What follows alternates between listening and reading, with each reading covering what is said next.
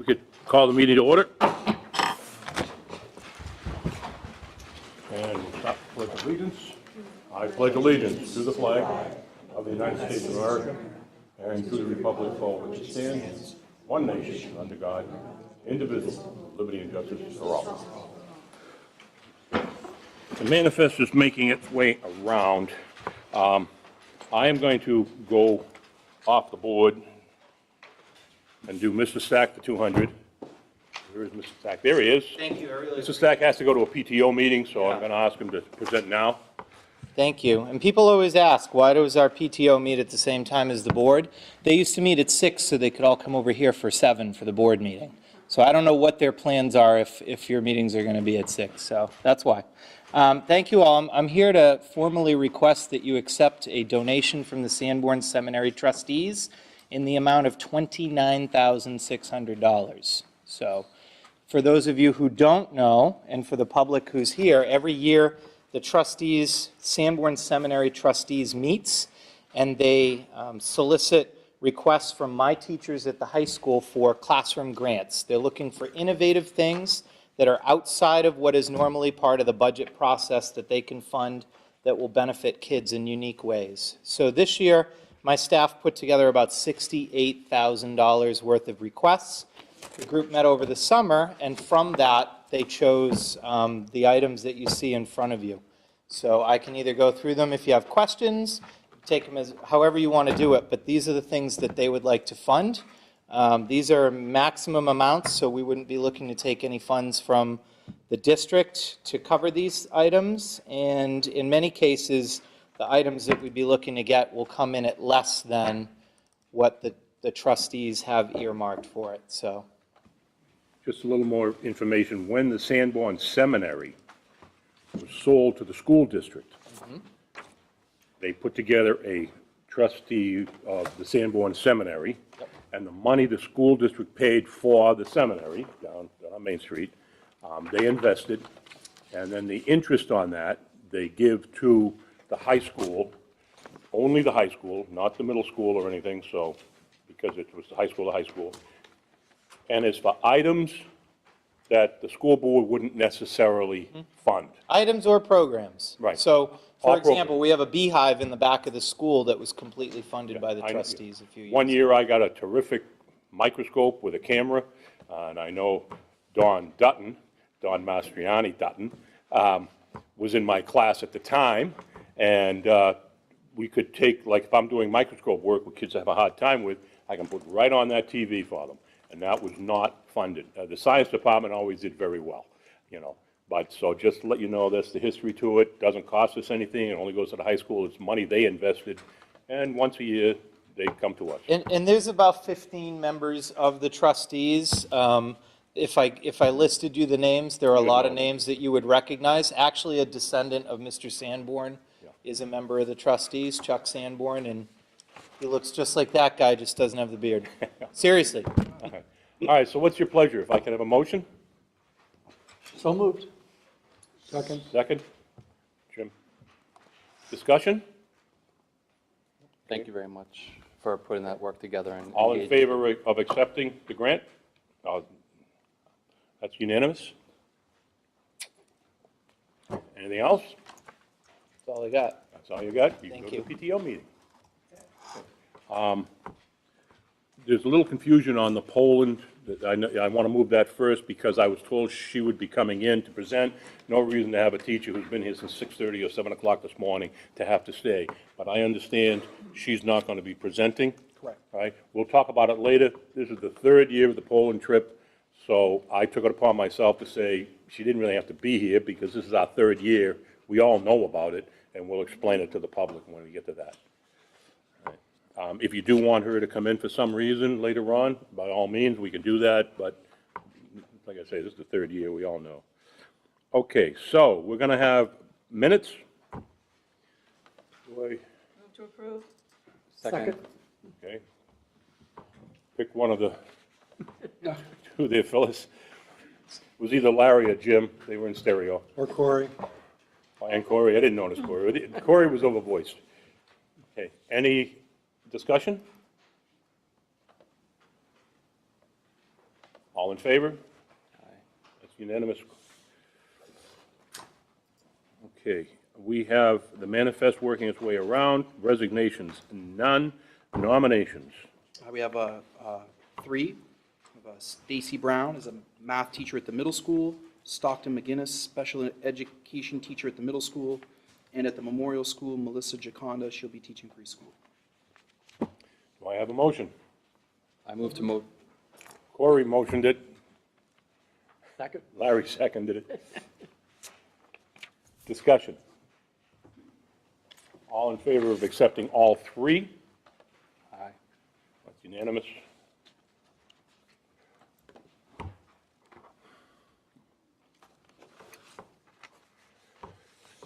Okay, superintendent's report.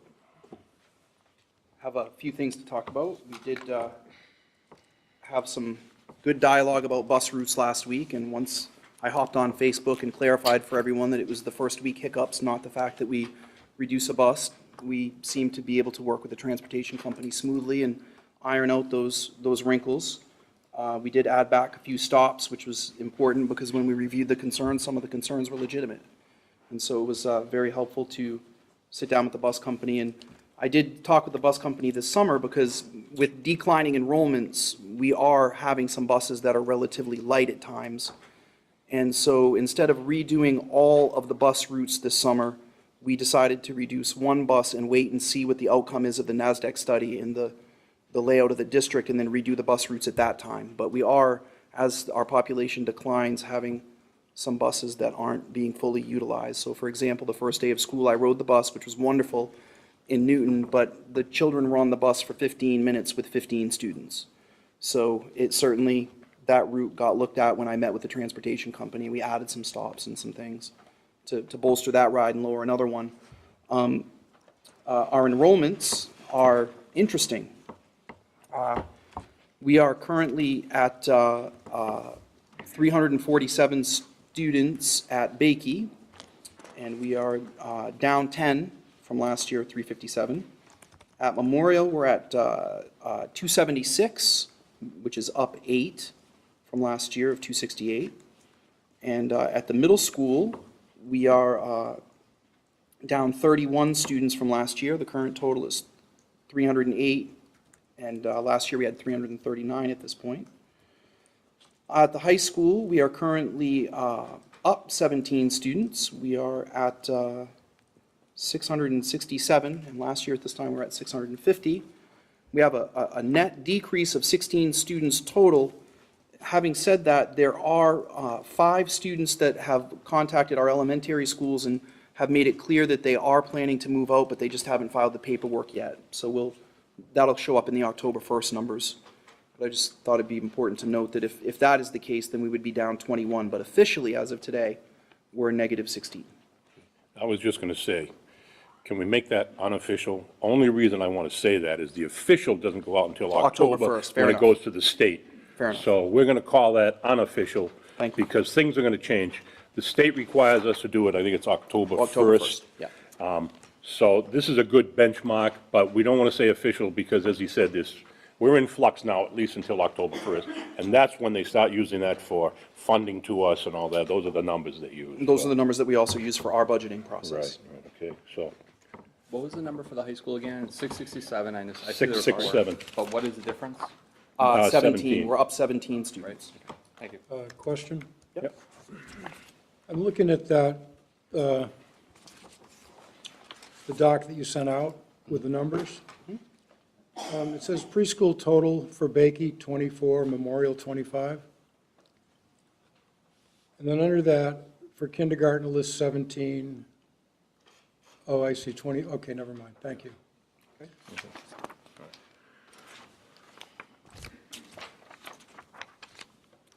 I'm sorry. policy process. Yep, we've been doing some, I just wanted to give a big shout out to the policy committee. Larry, Tammy, and Pam have been working really hard because we received a significant amount of policies from our policy review late in the summer. And so what we've done is we've worked over the last couple of meetings to review the policies that we don't currently have in our manual that need to be added, and one of those is the concussion policy, which will be coming to you at the next board meeting. We also have started to develop a system by which we would process this large number of policies, and essentially, we're going to take a look at what's already been completed this last year, and then take a look at what is most pertinent to students, and then go out to general operations. And we'll probably be bringing some policies to you in groups to review and approve, because some of them are general business policies, such as the functioning, school board stuff, and some of them are big and important and meaty that we need to discuss here, and some of them are just general business policies that need to exist. And some of them, as Pam likes to always point out, are recommended to be removed. So it's not really necessarily as much of a discussion, just kind of streamlining things and getting it up to date. And I just want to remind people that today I was reviewing a very important policy that hadn't been revised, at least on paper, since 1998. So that's 20 years. So I think it's important to note that this is significant work that should impact the functioning of our organization. So I'm very thankful for that. And last update was just two quick things. One is that the safety committee will be meeting again in a couple of weeks. We had a very nice kickoff led by Bob Dawson. He talked with the high school staff, or the district staff, about the process for improving our response to any potential threats in the building. And as you all know, I prefer not to share any details of that publicly, because we certainly don't want to tell any potential folks that could do harm what our processes are.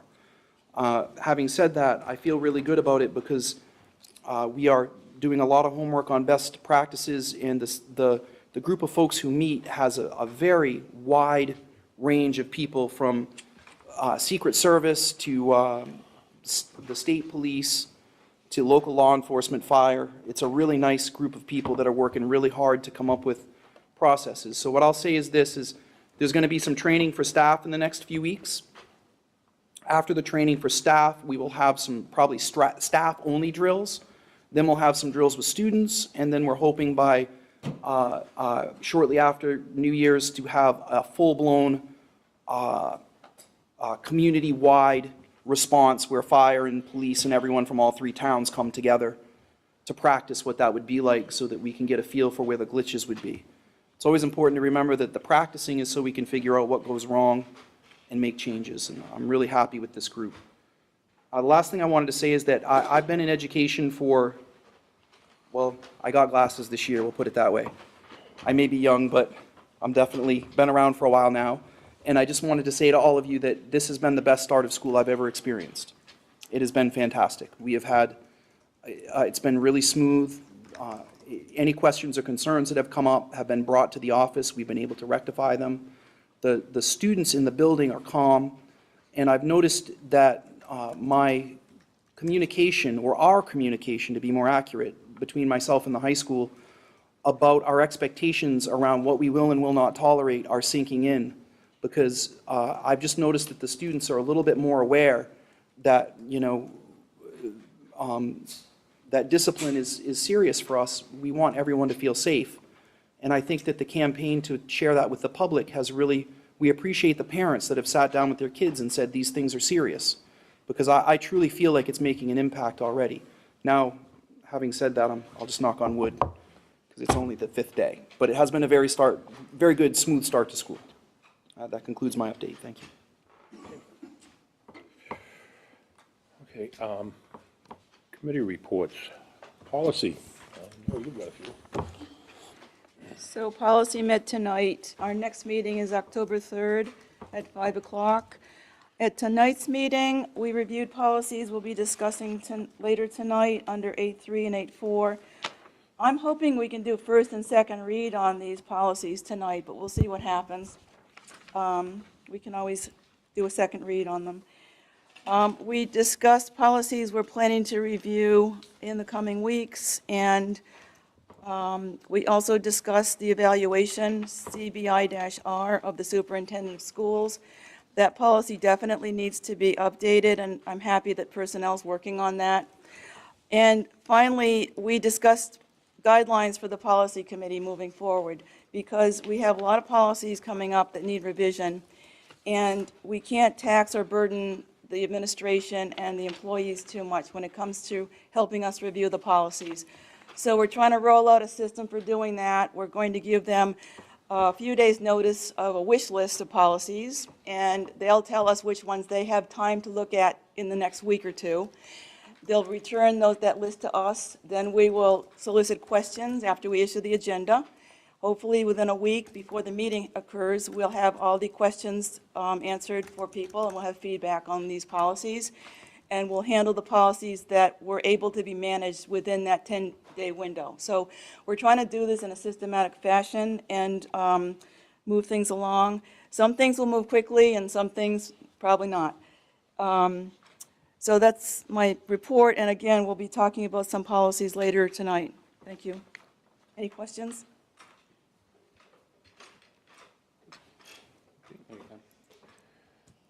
EISA?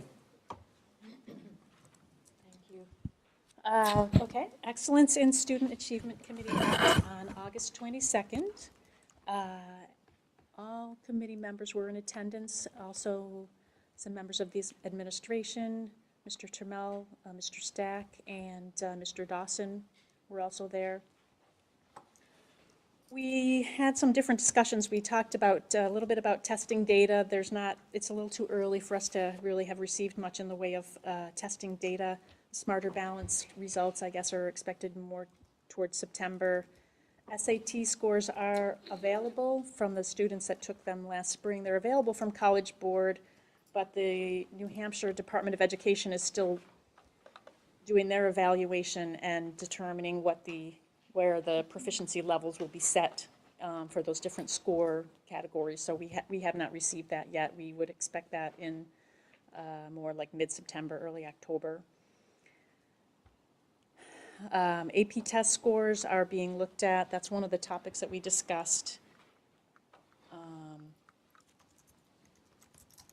The AP, the Advanced Placement Program, is kind of it's maybe undergoing a little bit of, certainly a little bit of review. The administration's going to be doing some auditing of that program this coming year to do a little bit of evaluation of what the course offerings, are we at optimal levels? Should we make any tweak to that program? Should we really look more at the dual enrollment programs and put more focus there? There's also, I guess a little while ago, there were some discussions with Southern New Hampshire University to possibly partner with them to offer an associate's degree program. And the administration is interested in maybe reopening those discussions and looking at that possibly. So there's a lot of different options that we're looking at to achieve the rigor that we want, but also to offer the students the options that they most want to take advantage of. There's more and more enrollment in the dual enrollment classes, as I understand, than AP at the moment. So that's being looked at. We'll be discussing that more. That may be one of the committee goals that we establish for the year, is to to get some more information from the administration on how they progress in the audit of that program. We are mindful that the community may have some input, and we are interested in hearing how the community, looks at those different programs and we invite you to come to our meetings. We do have public comment sections at our meetings. And so we talked a little bit about some of our other goals that we might have for the coming year. Dr. Brown suggested that we set a goal of doing some outcome reporting in the district annual report. And that would probably be driven by the district's college and career readiness indicators that we adopted. The administration is putting systems into place, especially at the high school, to begin measuring growth and doing some baseline testing to be able to start setting goals for annual growth at an individual student level as much as possible.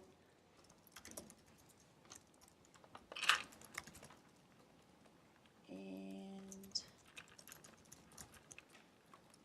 okay, so that's pretty much what we talked about. Our next meeting is on September 19th, thank you, at 4:30. Any questions? Facilities. Facilities met tonight.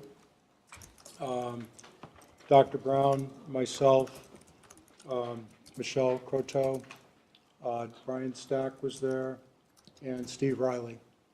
And we discussed utility rates was a big part of the meeting, was probably a third to half of the meeting.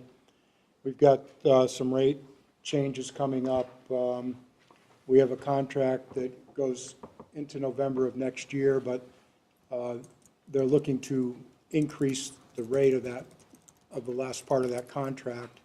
So we're looking at other options going forward, a 1 to 3 year term agreement with a provider that will save us substantial money. So we met with a energy consultant who the district has worked with for the past 5 years, who had various proposals for us, and we discussed the ramifications of that, and he's going to go out and get us some additional information, and then we'll be deciding, you know, what to do about that. As part of that, we looked at different capacity graphs and various bids, rates that are available. We also discussed the facilities revolving fund, which is the fund that gets paid into when the facilities are leased to other groups. And there's roughly $238,715 currently in that fund. There was a request to alter a room in the high school, which is the old board meeting room. They want to put a door between there and the cafeteria so that they can more easily use that room with events that are synced with the cafeteria. There was a request regarding supplies for the auditorium, which are used partly by the school and partly by groups that come in that pay to use those. Various things needed to be replenished. We also reviewed the Swayze Gym roof, which has been completed, the job's done.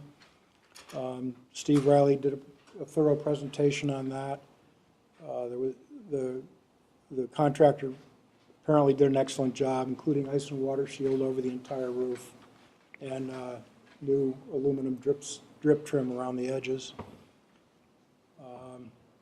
We discussed the radio repeater project that allows the administrators or certain administrators to communicate directly with other schools and also first responders if there's a need for in an emergency situation. That is installed, and they're still working on completing the communications with the first responders, which requires some coordination. Also, the abatement project that we approved for the hazardous waste that need to be removed at the building, the wood building at the seminar property. We have a start time for that, which is September 17th.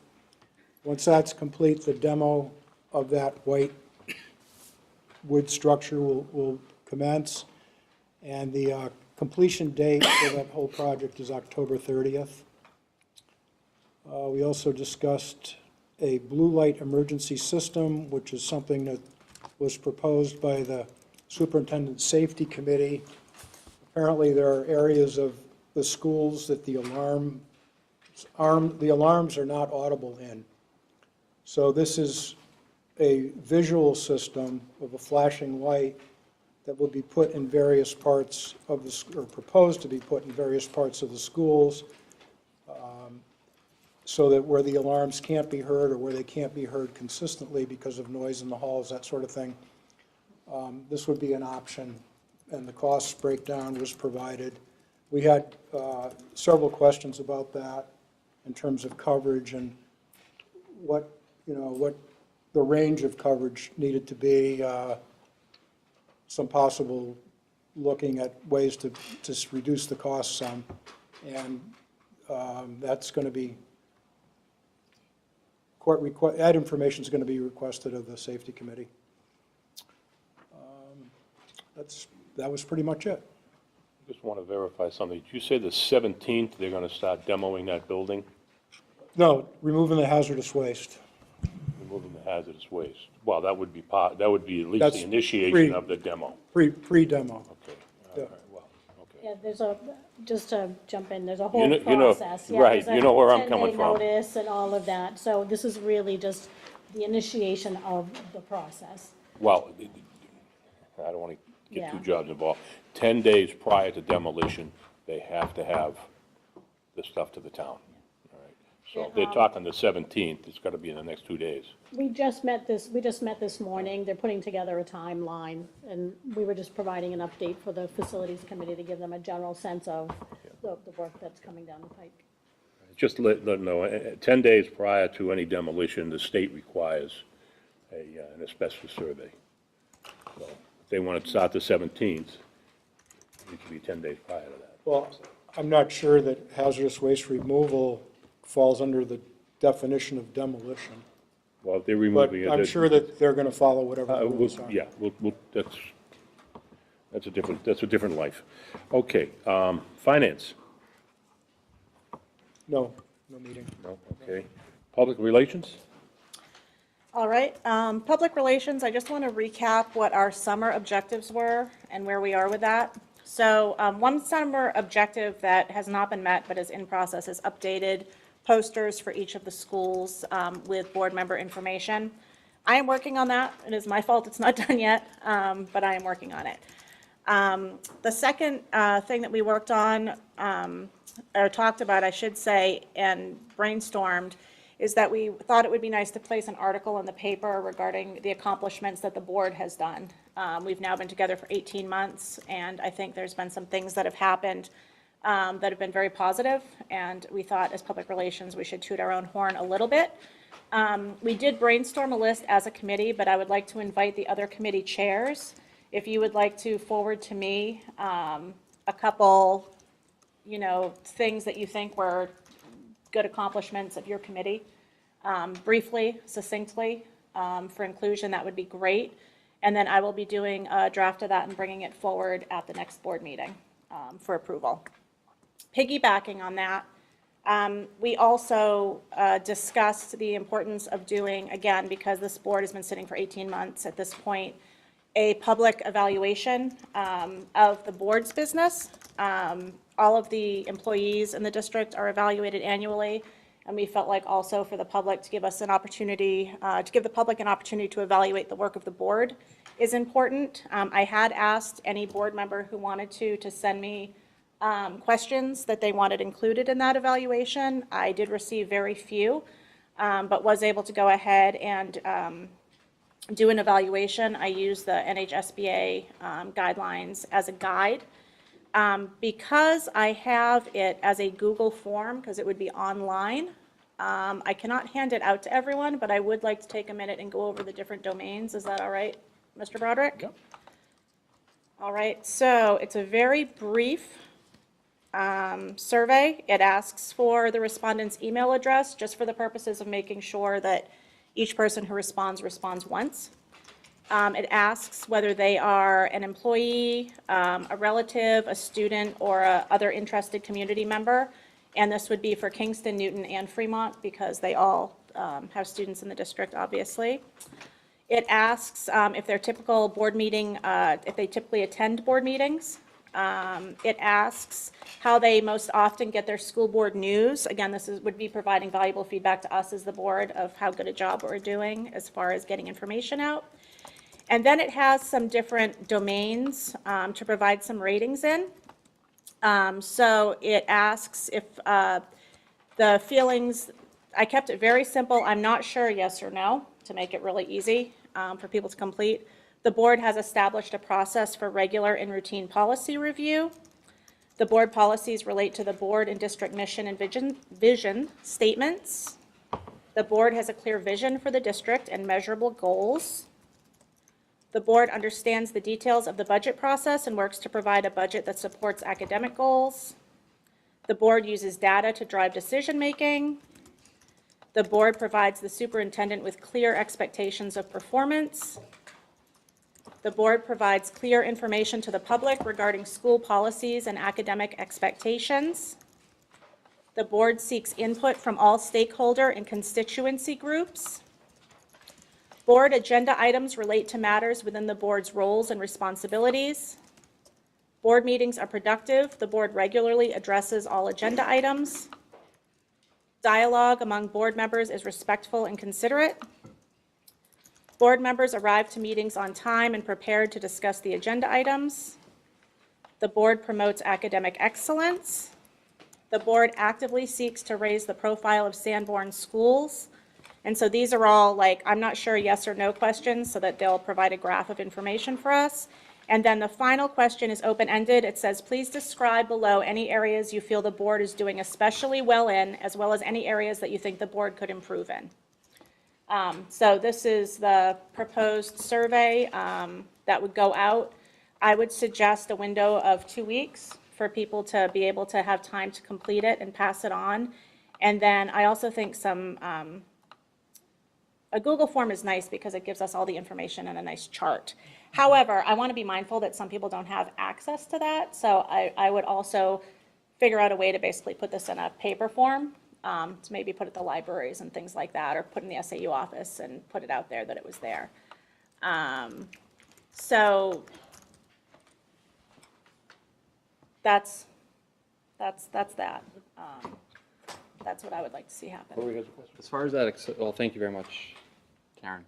As far as the accessibility stuff, because we participate in the Schools and Libraries Act, the libraries are actually open to the community members. So technically, that form could be open to be taken here as well. And as you know, the libraries themselves, if we worked in partnership with the two directors, we could also offer it over there.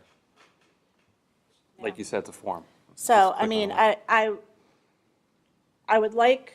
I think we should do this sooner rather than later, again, because we've been sitting for 18 months. I think we should be getting public feedback. So I'd like to move, if I can, to say, let's do this, and not make a decision today about when we're going to actually release it, but say that, yeah, this is something we want to do. Say first, and then I'm wondering what you would think is a meaningful response in terms of numbers of responses. I think that's arbitrary. We have no control over who responds or who doesn't. I would say based on the responses we got when we sent out the survey, when we were looking for feedback on our superintendent search process, we had in the realm of 300 or so responses, if I remember correctly, which, I mean, it's a drop in the bucket compared to how many stakeholders there are, but I mean, on the other hand, look around the room. There's, it got a lot more responses than we get coming to the meetings, so. I'm just wondering if Google is the right format for this, because you have to actually have a Google account or Not to fill out create a a Google, Google account. not to fill out a Google form, you don't. You It's- don't? It's just a hyperlink, Because no. when I logged on with my computer at home to the survey one, it asked me to create a Google account. That's a setting. Yeah. She can take care of that. Yeah, but, so that doesn't The happen? form itself has a setting. Okay. Sorry, Yeah. Karen, sorry. So somebody that doesn't have a Google account can respond to that? Yeah, anybody with an email should be able to do it online. Okay. There's a setting that's called anyone with the link can Yep, access. it's just like a You want to hyperlink. use that. I mean, the value of having an online link is just because it gives us integrity as far as knowing it's like a one-for-one, Are you going to publicize on the different town Facebook sites if this is out there? And I think we should push it everywhere. I mean, I think for us to get good feedback, I think we need to have it, yeah, like far and wide. You could share that through my constant contact, and the Facebook posts that I've been putting out are getting over 2,500 folks sometimes that look at Yeah, them. and I mean, I think it should be on So the I could- school I could websites, share the them, community websites. and I help. think, I think the principals' newsletters too. Yep, Yeah, I principals' mean, I think, newsletters. again, anything like this, I think we want cast as wide a net as possible. I've got one more, but I can wait. No, because then I'll go to Corey. I have a direct response to your comment to Okay, go his. ahead. I actually like your idea of like trying to put some barometers or some like KPIs or key performance indicators to this Yeah. stuff. I mean, I would love for us to ask, because again, we're only really responsible for you. I would love to say, like, we'd like to ask you to assure that there's like 70% of your staff responded to it. That'd be fun, because that's the only thing we really can ask for as a governing board of the superintendent, for what it's worth. I think it's great, because you obviously want to get widespread adoption, but But you Yeah. can't make people complete something either. I precisely, mean, it's, but you can ask for them. But to. at least, I mean, to me, it's better to ask and because we even had this conversation, when we did the other one, like, oh, well, nobody's going to respond, or it's like, well, at least we're asking for feedback, if people don't give it, that's their choice, but at least trying, public relations wise, to get some feedback for us. My other question was, out of that list, I heard one request for comment about our budgeting. Was that, could you read that back again? Sure. Yeah, and I'm sorry that I can't print this out. Let's go, and I think that came from, because you were the one who sent me some questions to put on it, and I put those on there. It's like the fifth question. The board understands the details of the budget process and works to provide a budget that supports academic goals. Okay, that's a different version. I specifically asked if people in the public felt the board was looking out for the community as a whole and considering taxpayers in formulating budgets. That's another question that could be added to that one. Yeah, well, many questions could be added.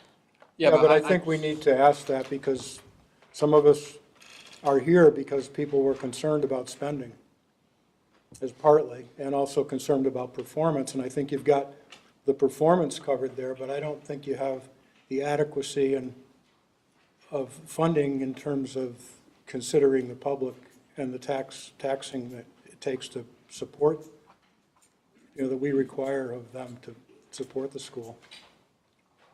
I think, quite frankly, like, the board's budget process and what our role and responsibility of being a board member, those 4 words really drive home to me what that means. If the community doesn't understand that, then there's a different discussion that we maybe might want to educate the community of what. Let me finish, please. Yeah. Technically, there are 4 stakeholders: community member, staff, leadership team, us, the board. And if all 4 members of the community, all 4 stakeholders understand their role and responsibility in a governance system, then what she wrote is perfectly fine. What I'm hearing you say is you're concerned that the 4 stakeholders may not all understand what that language means or carry out what their role is in a governance system. Well, I appreciate your interpretation of Taryn's presentation, but I would like to see a specific question about whether the community feels the board is adequately considering the ability of the community to pay what we're asking them to pay. I can add that. Okay. I don't I mean, remember the exact words. the way you just put it, I don't I was have, going to say, there was a little. I was going to say, I don't have any Yeah, problem adding that. that's I mean, But the wording I sent you in the email is what I'd like to see. And I well, don't- the I don't wording you have that just with said me. sounds, I think, better than that email did, so, Yeah, okay. but I'm happy to add that right Okay. now. I can do that right now. So that's a direct question. Yeah. Like what you just asked is a little more direct than the first time you stated it. So I'm actually going to make a note so that I can. So- So with the addition of that, so I made a motion that can we get this going, and then we'll figure out at the next meeting the date. So that's my motion. Okay, you made a motion. Okay. Yes. I thought you were just asking. So moved. But that's okay. You get that? All right. So the motion is, can we proceed forward with sending out the survey? Is that a good way to put it? Well, I don't want to send it out yet. I want to, No, but can we proceed forward? yes. Right? That's- You know, that's my motion. Whenever you are ready, that's Yes. when you're ready. Okay, and it was seconded by Corey. I just wanted to clean up Because the I would rather, motion. what I'd like to see happen from a public relations perspective is I would like to see me have the draft article for the paper about what the board's done at the next meeting, looked at, edited, approved. Once that's been placed in the paper, even there could be something in the paper saying this is coming, and then this goes out. Was your motion a little premature, I guess, is my next, it's entering my mind. I mean, you're just gonna go forward and get prepared, and then you're gonna come to us and say, now I'm ready to go. I'm not going to work Yeah, on we're this kinda or do gonna- anything else to this if Okay. people say, no, we don't want to do a survey of how the board's doing. Is there a second? So, Yeah. Okay. Larry, he seconds everything. Okay. I just want to make sure we're in the middle Okay, of. yeah, no, okay. so basically, I Any just further want to know discussion? that we're going to do this Yep. so that Oh, I'm yeah. not spending time doing this No, that's a instead given, of I playing think. with my kids. Okay. I was just interpreting what you said a little different. All right. So, further discussion. Yeah, I would just like to amend that motion with, upon approval of the final questionnaire by the board. Friendly amendment accepted. I just was being a little more generic, saying, give permission to go forward, Whenever she's ready, she'll report to us, and then we'll vote on all that. But that's fine. All in favor? Aye. Thank you very much. That's unanimous. Okay, personnel. All right, me again. So I assume you want me to talk about the superintendent evaluation later under that agenda item? Sure. Okay. So, sorry, hold on one second. So the major work of the Personnel Committee in the spring and the summer was to take a hard look at the superintendent evaluation. We had previously all agreed that it needed some updating. And also it came to light that perhaps some timeline changes needed tweaking. However, that would require some changes to some policy work. So there was quite a bit to figure out. The Personnel Committee examined the previous superintendent evaluation, which was more of a survey type evaluation. And we examined the sample provided by the NHSBA, and we looked at several other school districts' superintendent evaluation processes and formats as well. We had a very lively discussion, and we delved deep and decided that we really wanted our superintendent evaluation to be reflective of the job description of the superintendent as it now stands. Because an evaluation of someone's performance needs to be based on what they're expected to do. So we did note that a major directive for the superintendent from this board has been fiscal responsibility and measurable student achievement. So we wanted to make sure the evaluation included that. And we also, as a committee, wanted to recognize that the superintendent's job responsibilities are very broad and that an evaluation must measure each of those areas per the job description and give clear feedback to the superintendent for how to move forward, which is the same evaluation policy that would be expected from any school personnel, administrators, teachers, et cetera. So that was the focus of the Personnel Committee. And later in this meeting, we'll be bringing forward for the board's approval, a revised superintendent evaluation form, which I have hard copies of and which were placed in the board shared folders. And that's it. Oh, public relations, the next meeting is on the 26th at 4:30. Personnel, the next meeting is on the 26th at 5 p.m. And the public is welcome. Thank you. I have a report, Pete. Okay, SST? Yes, 1 second here. There was a Seco School Technology Governing Board meeting held on Monday, August 27th at 5 p.m. at SSD in Exeter. There's two key components to that which are very relative to us. There was the 2018-2019 adjusted budget presented by the business administrator. The 2018-2019 SSD budget was based upon an enrollment of 764 students. There has been a cost savings with 2 new teacher hires, replacing some resignations. With the enrollment of 764, the current adjusted 2018-2019 cost per pupil for every student that we send there, which is about 100, is $1,896 per pupil. This figure does represent a $341 decrease, or a 15+% in the proposed budget that we voted on November 20th, 2017. Furthermore, it's a decrease from 2 years ago of $249 as well. These numbers will be adjusted again once the October 1st report comes out, just for what it's worth.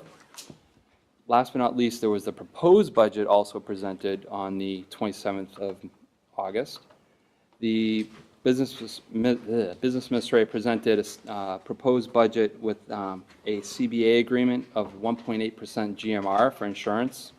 The proposed cost per pupil, based upon the current enrollment of 764, is $2,031. So if you hear those two numbers, it's going from $1,896 to $2,031. Again, those will be adjusted and reflected in October 1st.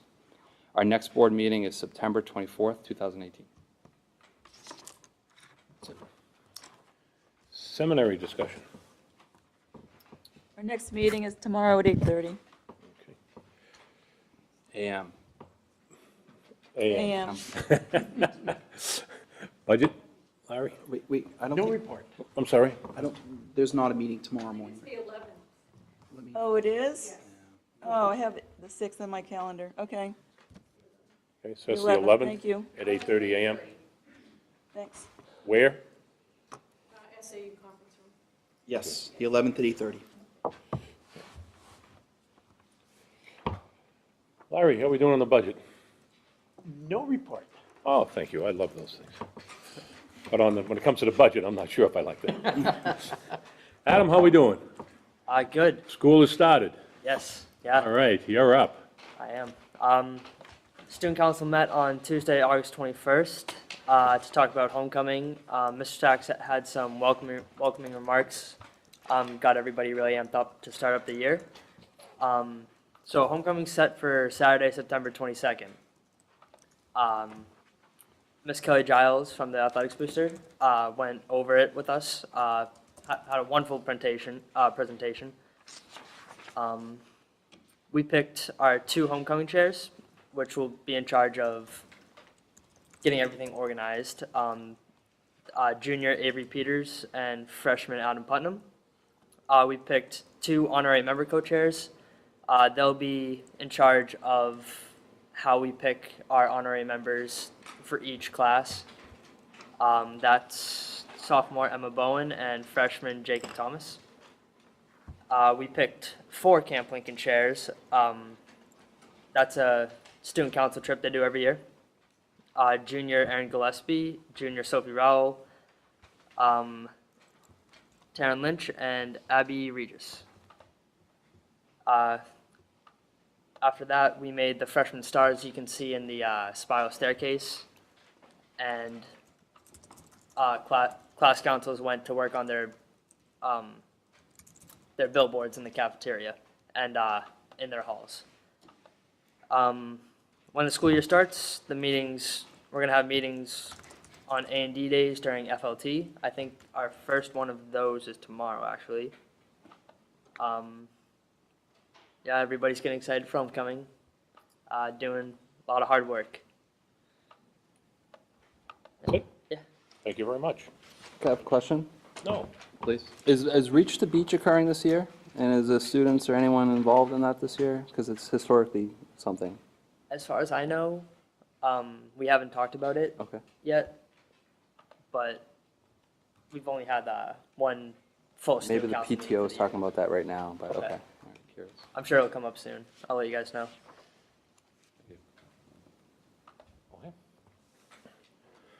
old business, NASDAQ, next steps. Superintendent. So I think that we had a significant amount of information presented to us at the last meeting, and I did want the public to know that we had a request for a couple of additional scenarios to be considered by NESDEC, which were healthy things to consider. One of the additional proposals that NESDEC analyzed over the last couple of weeks is an option for us to have grades 7 and 8 go to the high school facility and have grades pre-K to 4 stay at the Bakey School and grades 5 and 6 be at Memorial School. So that additional information was shared with the board and will be posted on the website in the morning for people to review the pros and cons. And Mrs. Croto and I are really kind of looking for the board to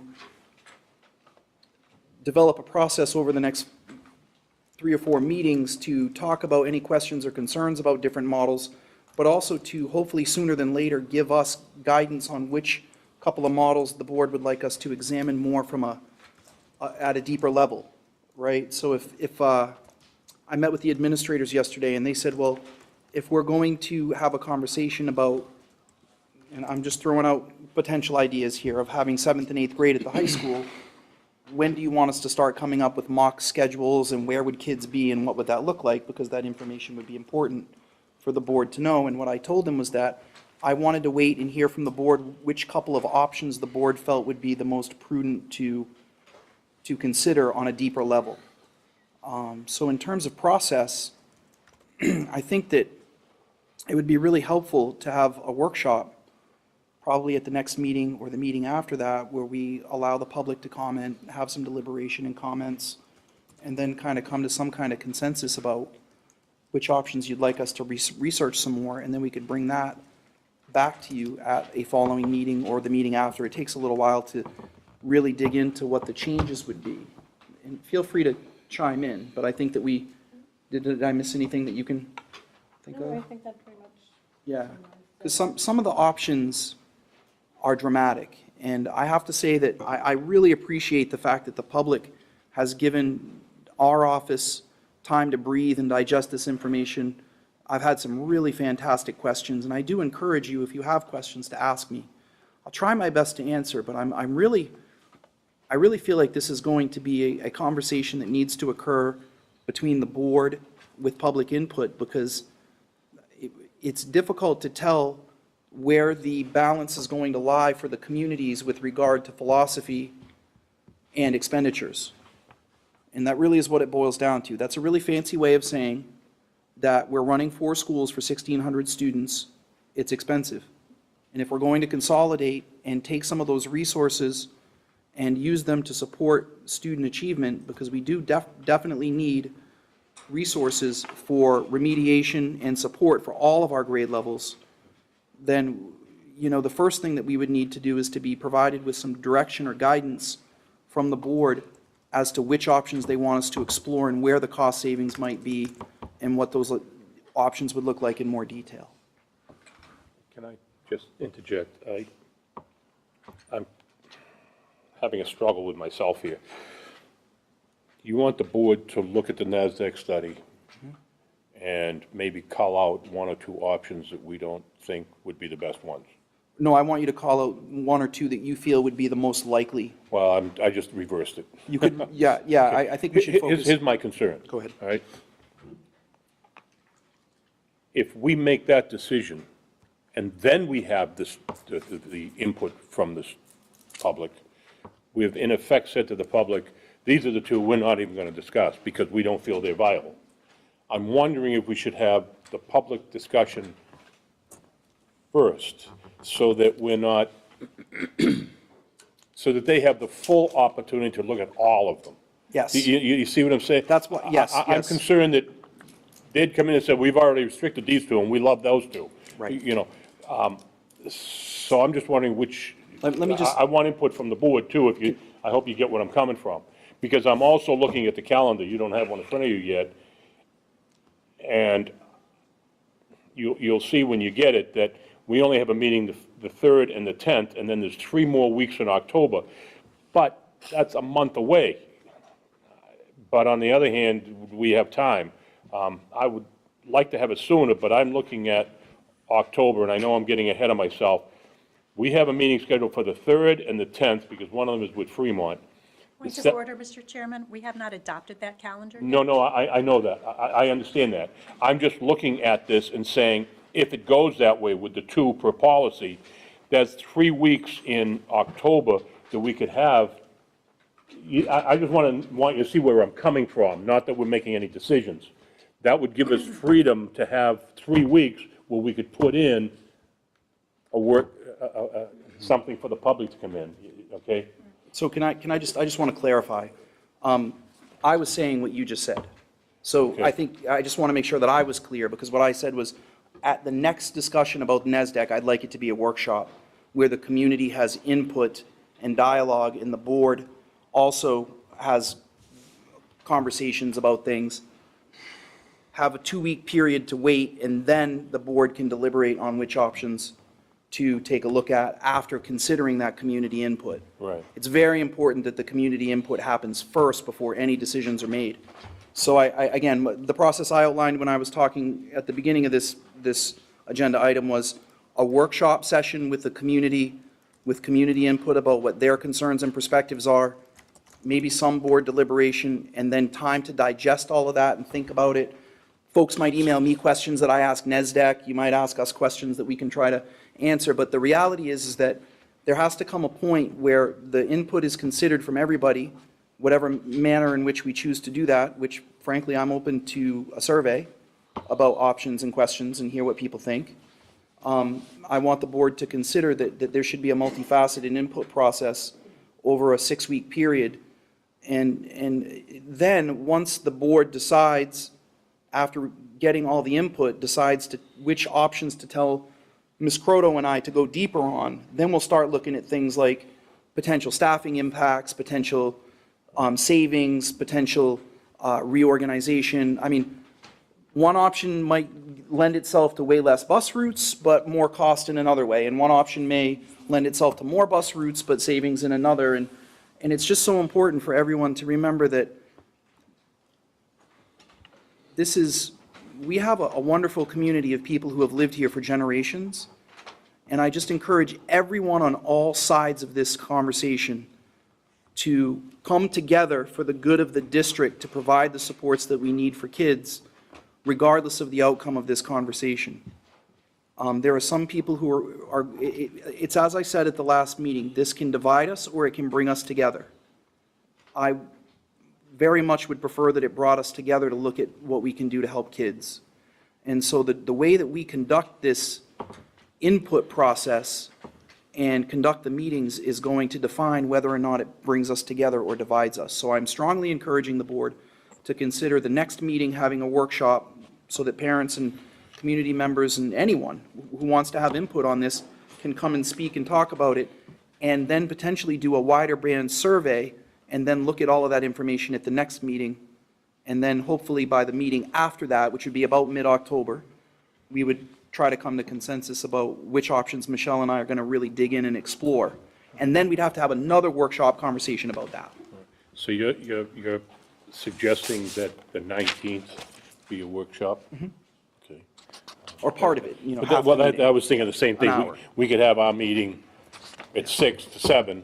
That gives Right. people time to come home from Boston or wherever Yep. they're working. Yep. And we'll just go 6 to 7 and then 7 to 9 a workshop. We can work those out with you and I. Yes. But, okay, I just want to make sure we're on the same page.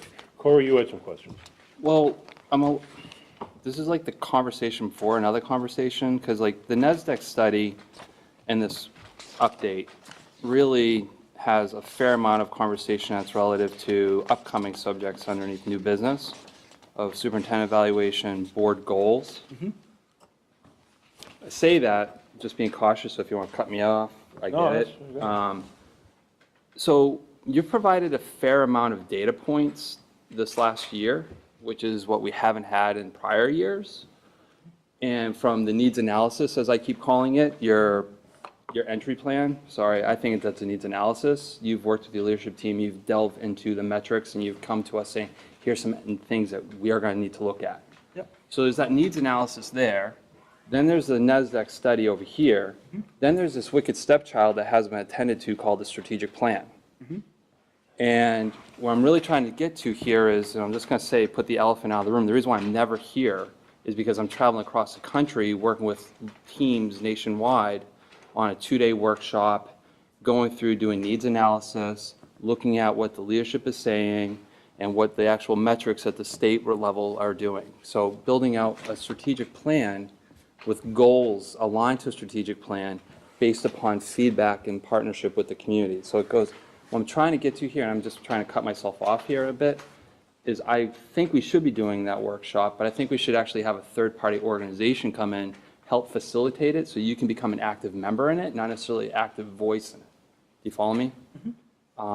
So I think it's more than just an hour-long session, Mr. Broderick, and I think it's more so a real discussion about, well, what is the needs analysis telling us? What is that potential big paperweight from the NASDAQ study telling us? And how does this all align back to a strategic plan?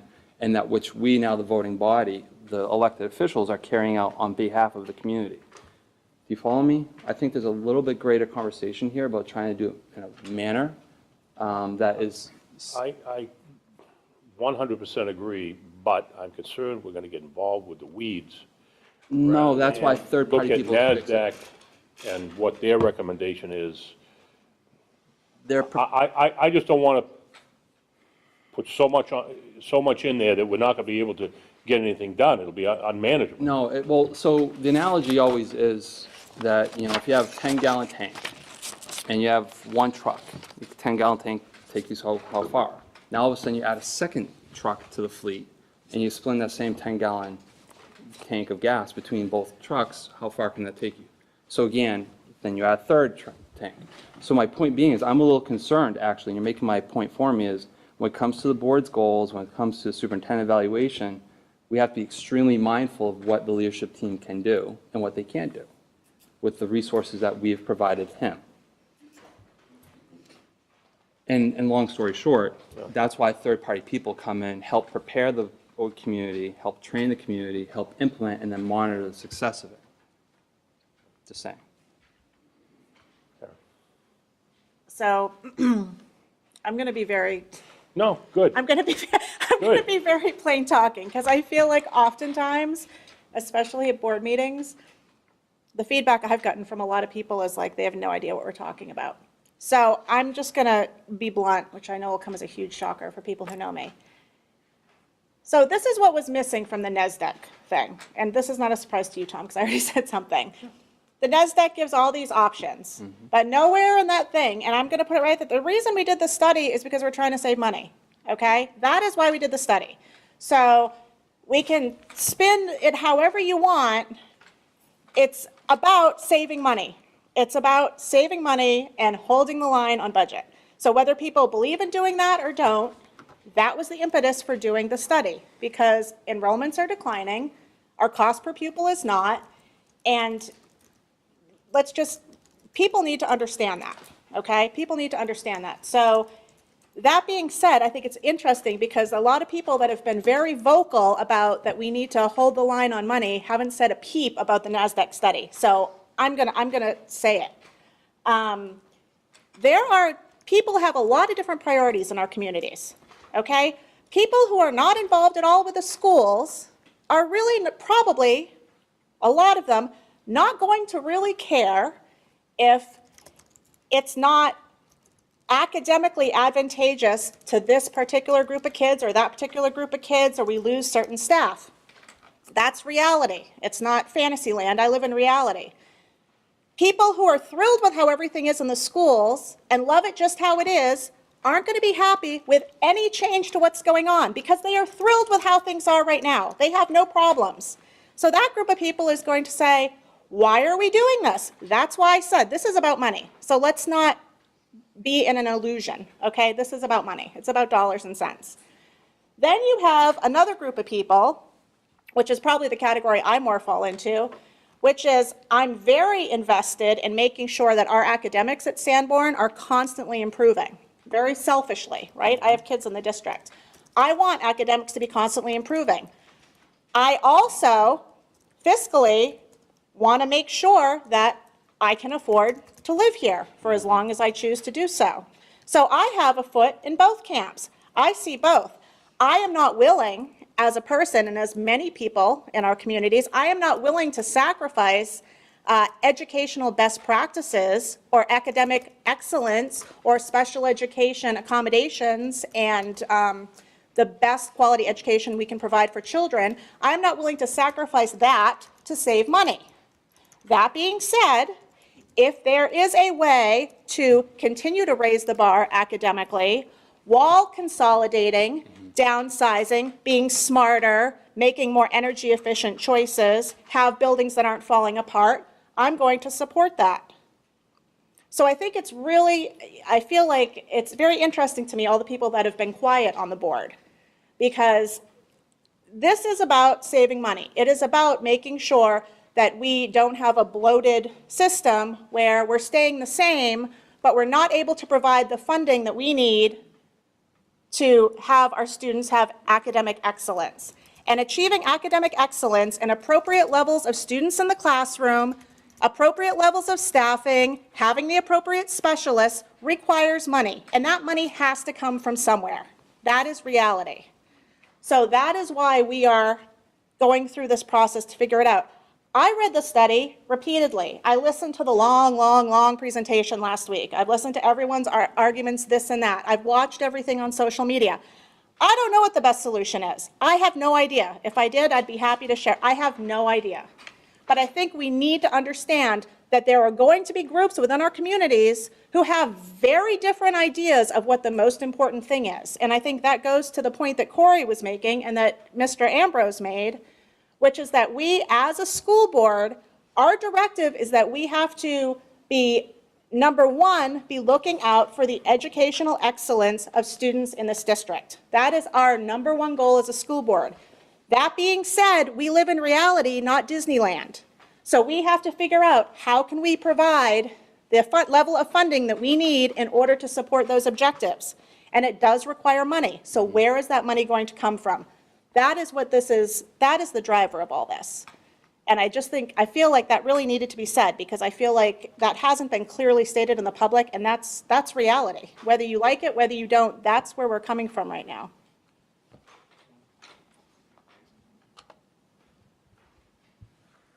I think you're mischaracterizing some of the board members other than yourself. I think those were unfounded accusations. As a teacher and as a beneficiary of a well-educated populace, I'm looking for the best allocation of our resources.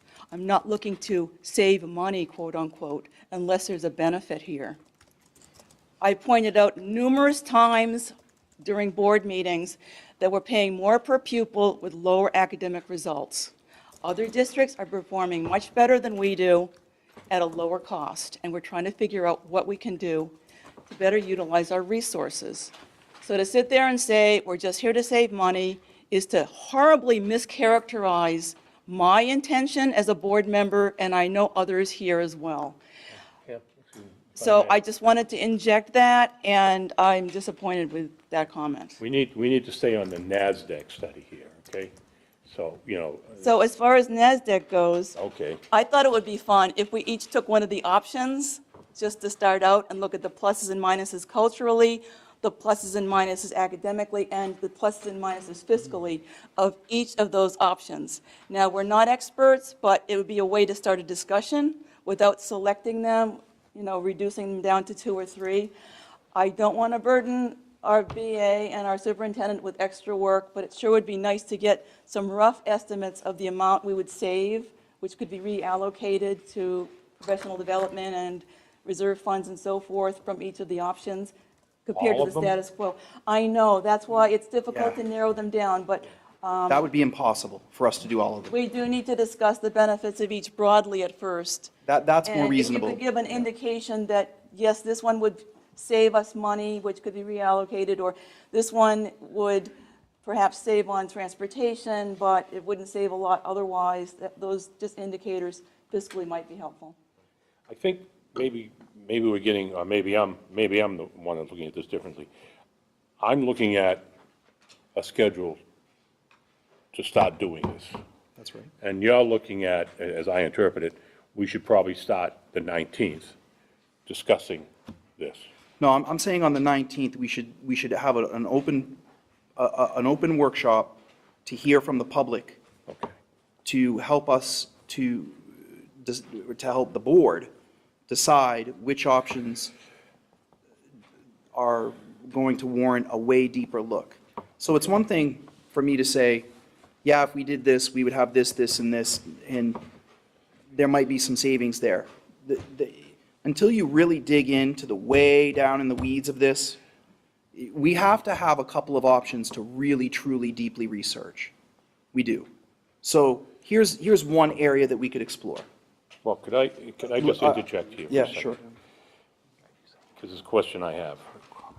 If we would have put this to the 19th, would you have time to take that entire report and give a synopsis? We'll give the report to everybody who wants it, so they can't say, well, you didn't put this in. Yeah, it's already on the website, Right, yeah. Right, but a synopsis of each one, so that when we discuss it, we're not discussing everything, because we wouldn't have time. I mean, it took them 2 hours or 3 hours to just present it, I may bring in someone to facilitate that. and that's fine. So I can be a participant, the way that Corey just mentioned. Or I will research some protocols. I have some ideas, but there needs to be a protocol and a conversation that gives everyone an opportunity to share their hopes and dreams and concerns and questions about each option, so that you all then can consider that before asking Michelle and I to dive deep on a couple of them. Because I'll tell you right now, any fiscal savings that may occur that could then be reallocated to intervention for students, support for teachers, or honestly, we are really greatly lacking in accounts that would allow us to handle an emergency of sorts, one of which was the Swayze Gym this year. You know, that was a perfect example of why we should have money for these things. I think that what I need to do is to work us through a process by which we get feedback from everybody. You guys listen to it, think about it. We might be able to have some general conversations about where some savings may lie, but the depth of it wouldn't be there, Dr. Brown, because it really is a tremendous amount of work to go deep. But I think that there are some things. So for example, I would love at this next forum to talk about, philosophically, are we going to even have a conversation about the 6th grade being at the high school building? Is that even on the table? I don't know how you all feel. I don't know how you all feel. I want to know. Right. I mean, okay, I had a really good idea, but I was just trying to say, right. And I think that comes back to the whole point that there might be some things in there that are just kind of, there's a general consensus that nah, we really don't want to do that. Right? And we might be able to flesh some of those things out. And I think that it's more important that this process is open and accepting of different points of view, as what just happened, because both of you had different points of view. I don't have a problem with that. What I want to make sure happens is that at the end of this process, that we come to a consensus that everyone's voice has been heard, even those who dissent, prior to a decision being made. So how do we? We have to give everyone an opportunity to comment. I understand that. Yeah. I'm saying, how do we then categorize what the majority of the people seem to be leaning towards, irregardless of the board? Well, let's. So we have 6 options. Yeah. Right? Well, So- actually 8 now. Well, but, yeah, okay. Yeah. But, so people come in and they discuss it, and at the end of the discussion, we say, well, what was the majority of the people for? Were they for this one, this one, this one? I mean, I don't want this to be just an academic discussion where people talk, and at the end of talking, we say, what'd they say? What do they want? We will, I don't want to go into the weeds of the protocols No, I right agree now. with you there. We would work on that together prior Okay. to the meeting with Michelle. Okay, all right.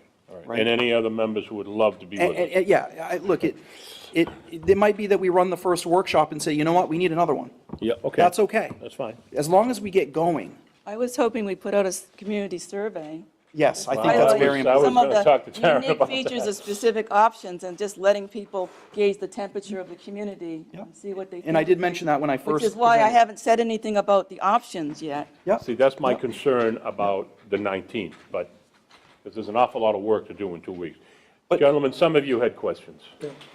I've got a question about the study, and I've got an overall observation. The reason this study is important has to do with basically a balancing act.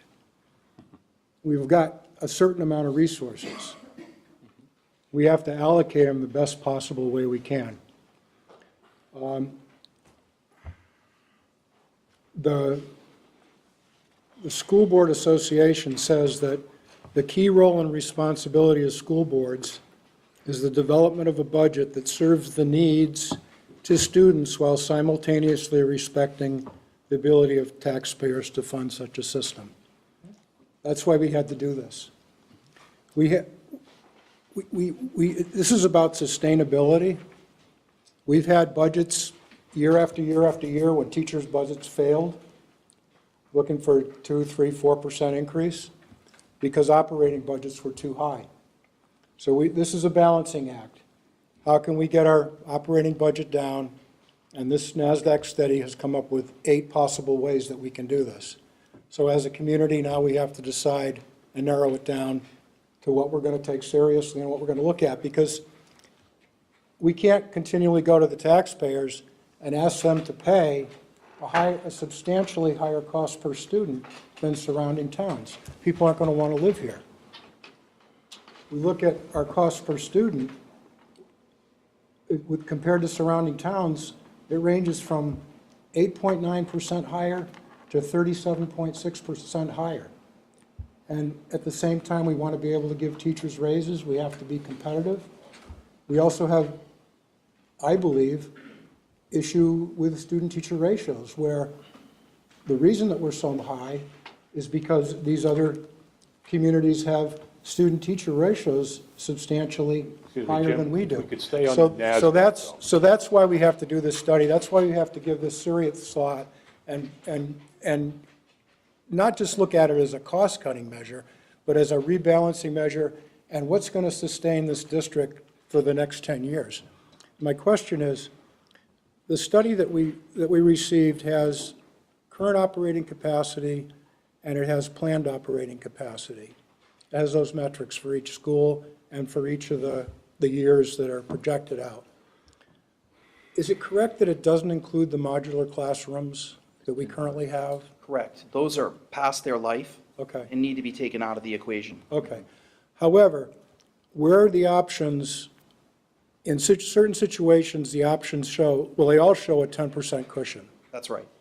But in a year or two where that cushion, if that became an issue, we would have the ability to have a modular unit take up the difference there. We could. Yeah. Those are all things that we would need to discuss in the future. Okay. Jim, you're going down the Yeah, level that that was Michelle and I just- are going to really drill down to. Yeah, which is that's totally just the understandable. question that I had. They're great questions. The other question I have is according to this, we haven't exceeded capacity at all. We're below capacity.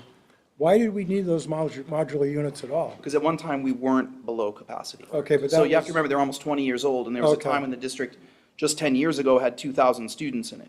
Do you have a date in time when we no Jim, longer I need don't them? mean to cut you off, but All we right, really need to just stay that with one the question study. and I'm done. Well, Okay. I think that my opinion is that the sooner we can get rid of modular classrooms, the better. They're expensive. They're expensive, they're hard to heat, they're not good for kids. They're really not a very solid learning environment. But I think that again, you're going down to the level that Michelle and I would go to once you choose a couple of options for us to really go deep on. Okay. Right? That 10% cushion, I don't even like to call it a cushion, because it really is. My first year as a principal, I had 80 first grade students and 5 teachers. In 3 weeks, 21 students moved in. That did not go well, right? So you have to have enough room NASDAQ's been doing this so long, they thoroughly understand that the likelihood of their numbers being perfect is low. So we have to have some room. How much room is up for debate by the board ultimately to decide, right? But I'll share whatever information I can to guide that process in conjunction with working with Michelle and Well, the principal. professionally, they feel that 10% is a sufficient, They feel that 10% is fair. Okay. Right. If I can, I would like to stay on the subject, and as I understand the subject, so if you're in agreement with me or not, we are going to have a public input. The question is, when? Next week, or the next time we meet, or do we want to put it to the 3rd, and we can have these kinds of discussions next you guys. week? I don't know, you're the board, tell me what you want. I'm just concerned that the next meeting isn't going to be enough time for us to digest, all right? So I have to recognize Tammy first, because I told her I would. So, but please stay on the NASDAQ, and perhaps we can discuss all this perhaps at our next meeting. I mean, and that's fine, but I don't want to belabor the point tonight. So, Tammy, you're up, I'm sorry. Well, my comment was not specifically about scheduling when, although I am very interested in hearing from the public, we were only presented with the study at our last meeting. I'm pretty sure that's correct. So there has not been a lot of opportunity for anyone to make comment or be public, about how they felt about this. I am very interested in hearing, kind of how it hit the community. But I did want to point out that this, although of course we are looking to, make the best use of our resources as possible, that doesn't at all preclude the opportunity for enhancing our education, the education of our kids. There are some big advantages that they pointed out when they presented the study to having the 8th graders and 7th graders possibly in the high school. It opens more opportunities for them, more resources. consolidating the grade levels in the various elementary schools is a possibility. Having all of our teachers teaching one grade in one building is a huge opportunity for them to be much more collaborative and have more standardized curriculum than having them in two different buildings. I just want to point out that this isn't just about saving money. There are some opportunities here to enhance education and make it better in our district. That's also important to those of us who are interested in saving money. So in relative to the NESDEC and my hopes for the next steps relative to NESDEC and moving forward, I want to make an informed decision, nor also do I want to make sure the community is informed by the things that you've achieved over the last year. And I mean by that, you've identified what a success means. Everything needs to inform everything. It's all related. And we've worked an awful long time, and I think a lot of members of the community believe we worked in a lot of different silos, and I will admit that I believe that's true. So long story short, in order to make an informed decision as a taxpayer and a community member and as an elected official for the community, I think we need to be transparent about all the things that we've learned over the last year, because they're going to end up helping out make a sensible decision on how we're going to achieve academic excellence. And that sensible decision should start with, well, what does success mean to Sanborn, right? When I don't get that message. You've got the needs analysis, then you now have the NASDAQ study. I personally think the NASDAQ study should be in order to look at these models, in order to achieve academic excellence, these models fit that criteria. You follow me? What I'm saying is, like, you have to put those things first and then say, let's make these are the options that have come forward, and in order to achieve academic excellence in a fiduciary responsible way, that's the decision we're going to make. So what I'm saying is, you have to put all of them in a specific order and expose these elements correctly, and then look at the study. Because So I would say that when I have a presentation for you all before we talk about goals, and Corey's kind of jumping the. I apologize for that earlier. No, it's okay. I'm happy that you are, but what I needed from this part today to plan for our office and our work to help is, are we going to have, I think we've all come to, I hear a consensus that doing a survey is a good idea at some point, maybe sooner than later. The second thing that I've heard is that everyone's open to a workshop. The question is when. Is it going to be at the next meeting or 2 meetings out? Could folks give us that guidance? And then I can That's what I start was gonna working say. toward those goals, those activities, and then we can kind of. Can we wait till after the rest of the discussion this evening and talk about the next meetings? Well, Chair?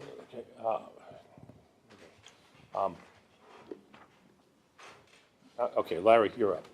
Okay, before I get too far into this, I think the first thing we need to do is to find out what the community, well, first off, let's put it this way. We need to make sure that the community has heard everything that we now know. And I'd say the first thing that we should do is have that workshop, probably on the next meeting, and start it right off with asking questions from the public. We don't need to sit here and talk. We need to learn what the public wants us to say, and what they want us to do. Right now, we're talking about what we think needs to be done. I think we need to look out here. We need to talk to the public. That's the first step before we even start. If we can't do it in one meeting, then we need to do another one. If we don't need to rush this process. We need to take it step by step and get it in order and get it done correctly. I would say start off with the first meeting, our next meeting. That'll give us 2 weeks to go over the NASDAQ study that we now see, including the 2 new ones. And then I would sit there and say, after we've heard from the public, if we need a second meeting, it should be quite obvious at that point. If not, then we should be able to sit here and say, okay, fine, now it's our turn to discuss it in an open meeting with public comment asked after we talk, and see if there's something else that comes up. The more minds and eyes that we have looking at this project, the better off we're going to be. And that would be my recommendation, is right now, we don't look way down the road. We look at just the next couple meetings to see what we need to do and where to go. this information is already out there for the people to see and digest. Yes, the 2 new options that came in will be posted in the morning. I wanted them to go to the board. No, I just before the want to public. make sure that they had enough information. Well, that's what I want to make sure. See, I was hoping to somehow get public relations involved, but if Well, it's the next that's meeting, my next there's no thing. way we're going to have time to disseminate information. Well, my next thing is, after we get that first workshop done, Yeah. then we need a survey Okay. sent out to the people, No, I'm comfortable with what you're saying. and then go from there. It's, you know, which, We have to train and teach everybody here, including this board, every member of this town, of the district, everything. This is all new material to everybody sitting here or out there.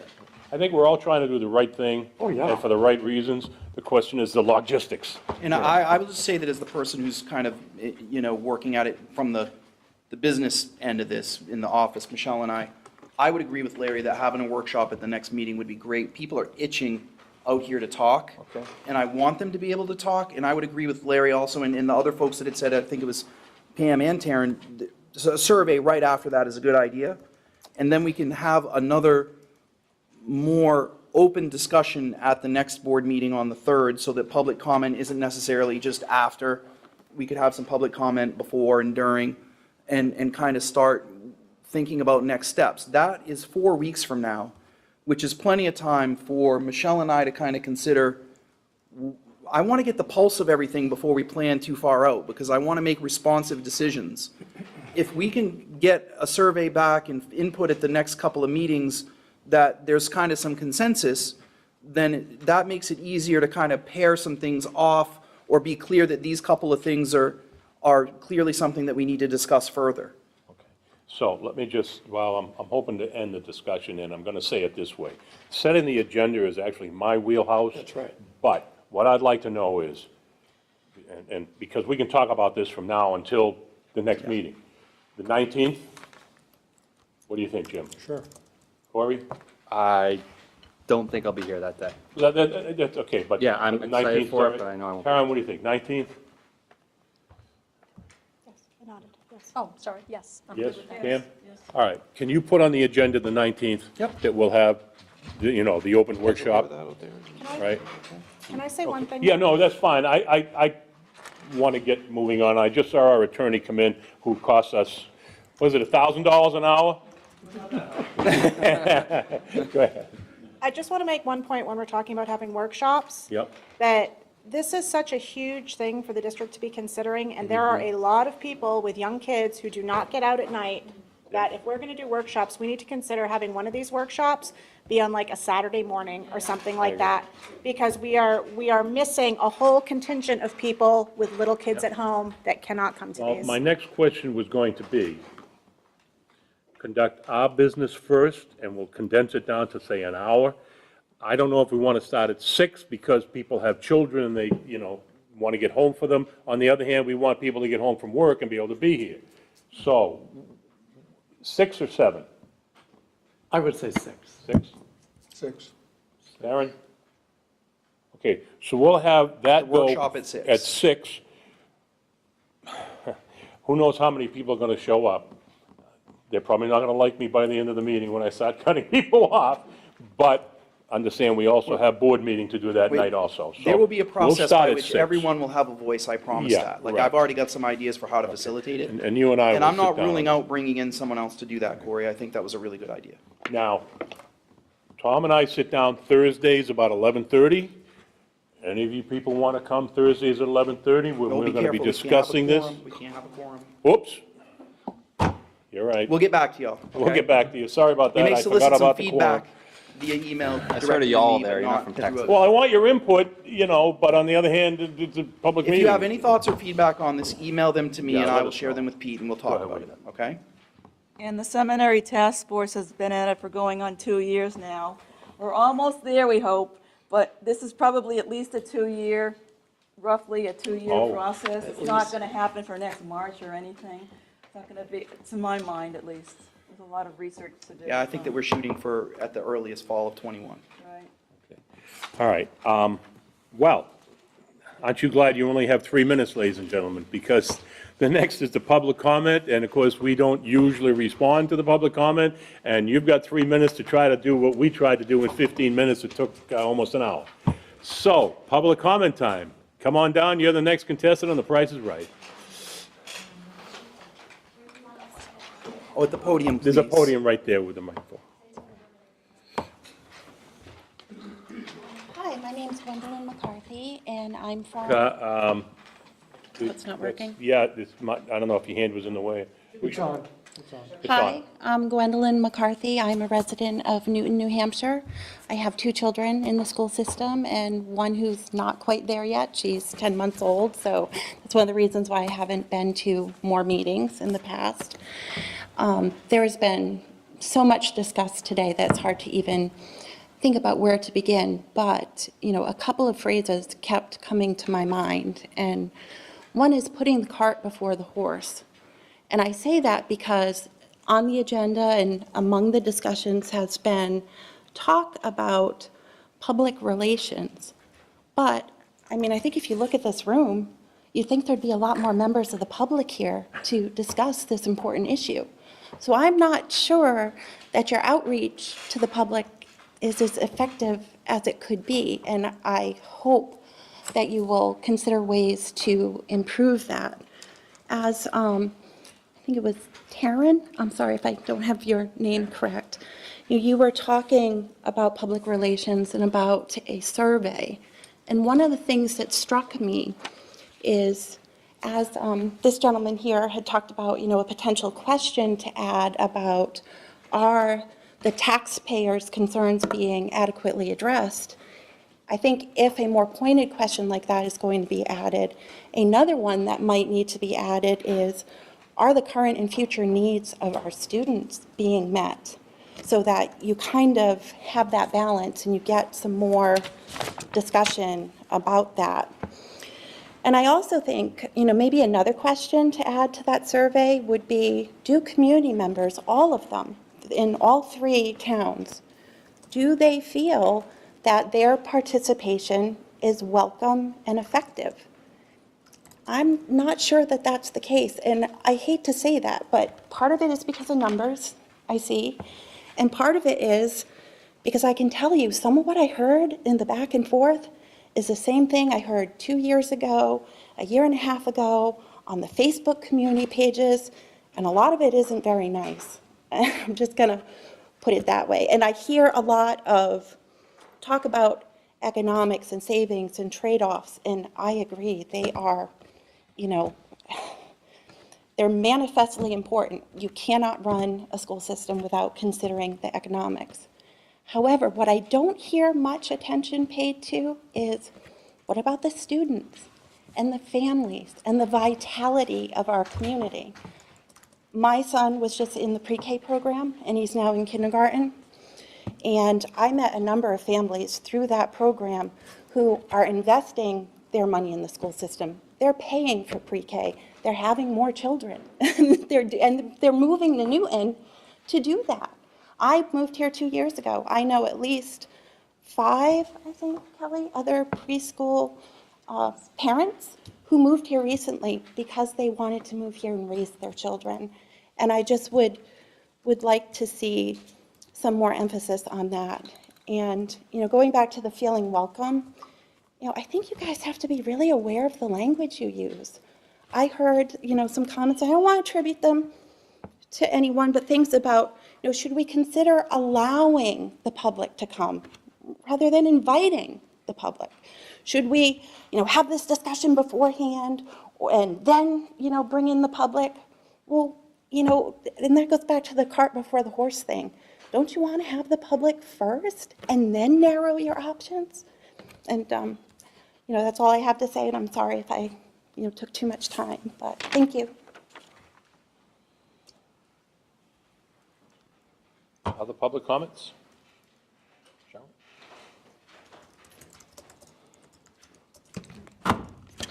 Cheryl Gannon from Kingston. I was here for the NASDAQ presentation. It was a lot to digest. I've read it online. I'm not sure how many people know that it's there. I think it's really important that there be some publicity to the community that it's there, and that they do be invited to hear a presentation, not just let's get your input. I think they need to really understand what those options are. One of the goals, I believe, of the NASDAQ study, well, the impetus was the capital improvement plan that was presented by the previous administration that had something like $4 million of proposed improvements over the next couple of years. So I think that cost, which was not mentioned anywhere in this study, is a relevant factor, and you will get questions, and if you respond to the public, I don't know, I don't think that's going to put you in a very good light as a school board. The other thing that was not mentioned in the NASDAQ study, which I was expecting, was why Sanborn Regional School District cost per pupil seems to be more than our neighboring communities. There was no mention of that whatsoever. I think that before a presentation is made to the public, there's a missing piece here, and that is the board identifying and prioritizing goals. Second meeting in May this year, you laughed at me. I said, policy BA, I read it to you, May. It says this board will convene a workshop meeting to set goals for the ensuing school year. Here we are in September, no goals. This community and this district need to have a shared vision, which I still do not see that, before we can come together and say this is a good plan for us. I think it's really, really important that we're not going to agree on everything, obviously, but we need to have a shared vision for short-term and long-term goals, what we want to accomplish as a community and a district before we evaluate these options. Thank you.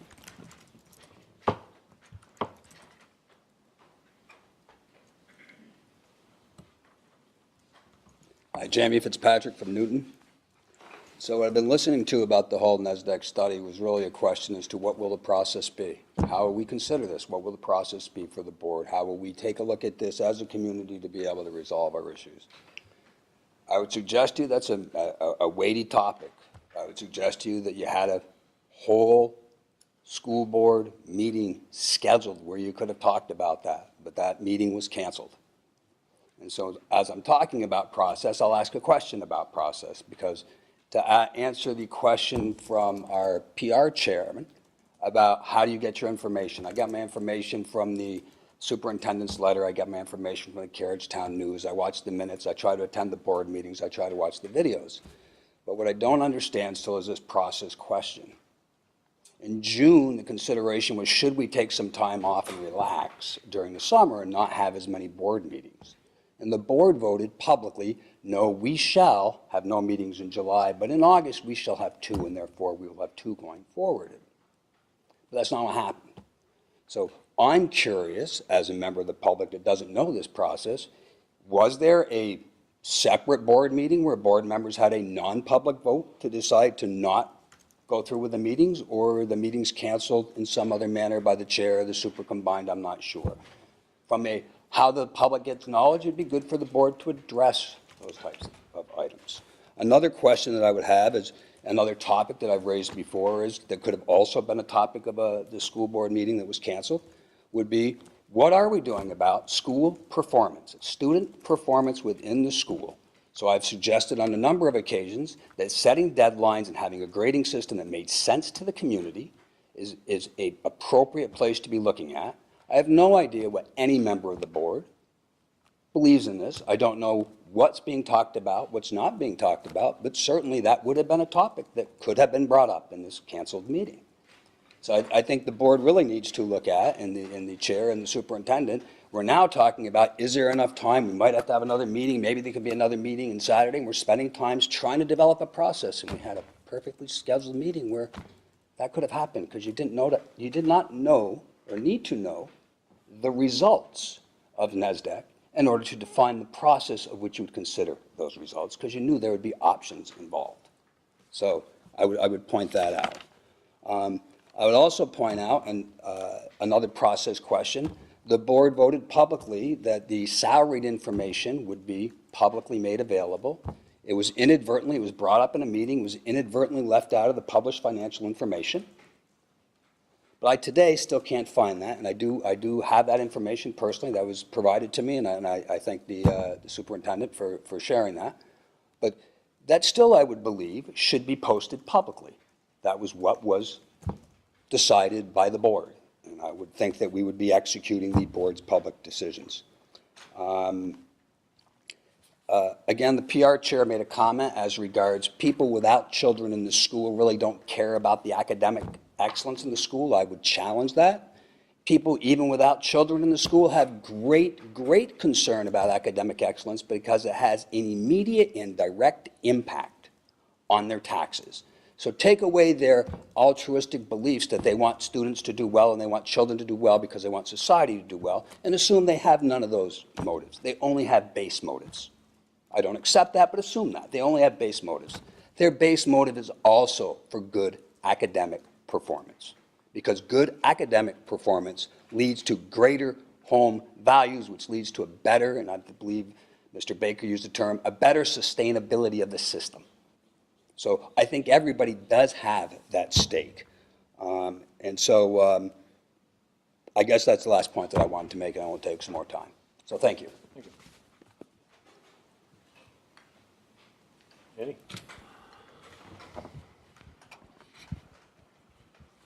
Hi. I had two things I wanted to address. One is the superintendent's report on the discipline in the schools.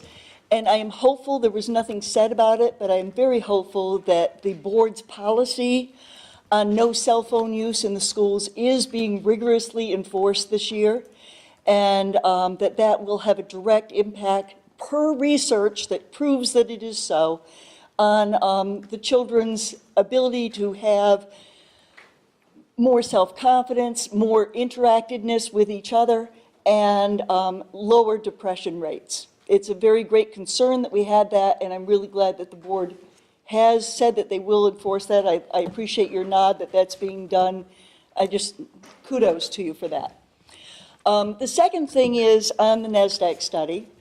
I happen to have been at least one person who asked for the other two options.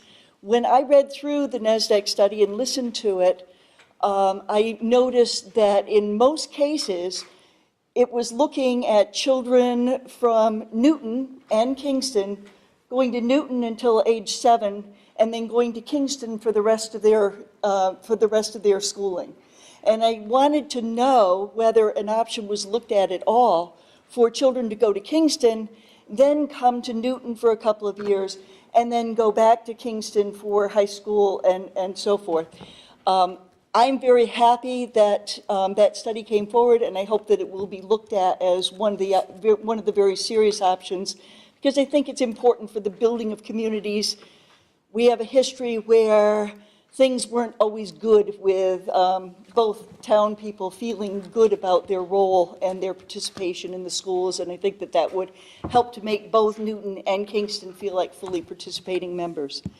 The second thing is, Mrs. Gannon mentioned $4.5 million in the capital improvement program that was adopted by this board, the prior members, not you folks for the most part, 2 years ago, 3 years ago. It was $9.5 million to be spent over 5 years. $4.5 million of it was to be for a middle school to kind of preserve it and to make the memorial just a little bit better. This investment of money would not take care of the warming kitchen that the middle school kids have. It wouldn't take care of undersized classrooms. I'm sorry, but we really do try to stay with what's on the agenda. This is about the NASDAQ study. Okay, all right, yep. That does the missing labs, the classrooms that are small, the narrow, dark hallways. One of the things that we have in this system is we have great performance happening with kids in the elementary schools for the most part, and we're working really hard on getting more of that with more professional development, and I think that's fantastic. We've had things kind of fall apart in the middle school as kids go from middle school with their 8th grade testing and into high school. How much of that has to do with the facility and the adequacy of the facility? And I, for one, would really like to see some of these things of the NASDAQ study be addressed. I'm very happy that we had a very successful forced experiment of 8th graders in the high school, and the kids really liked the lunches instead of just having warmed up elementary school lunches. I think that there would be a positive benefit.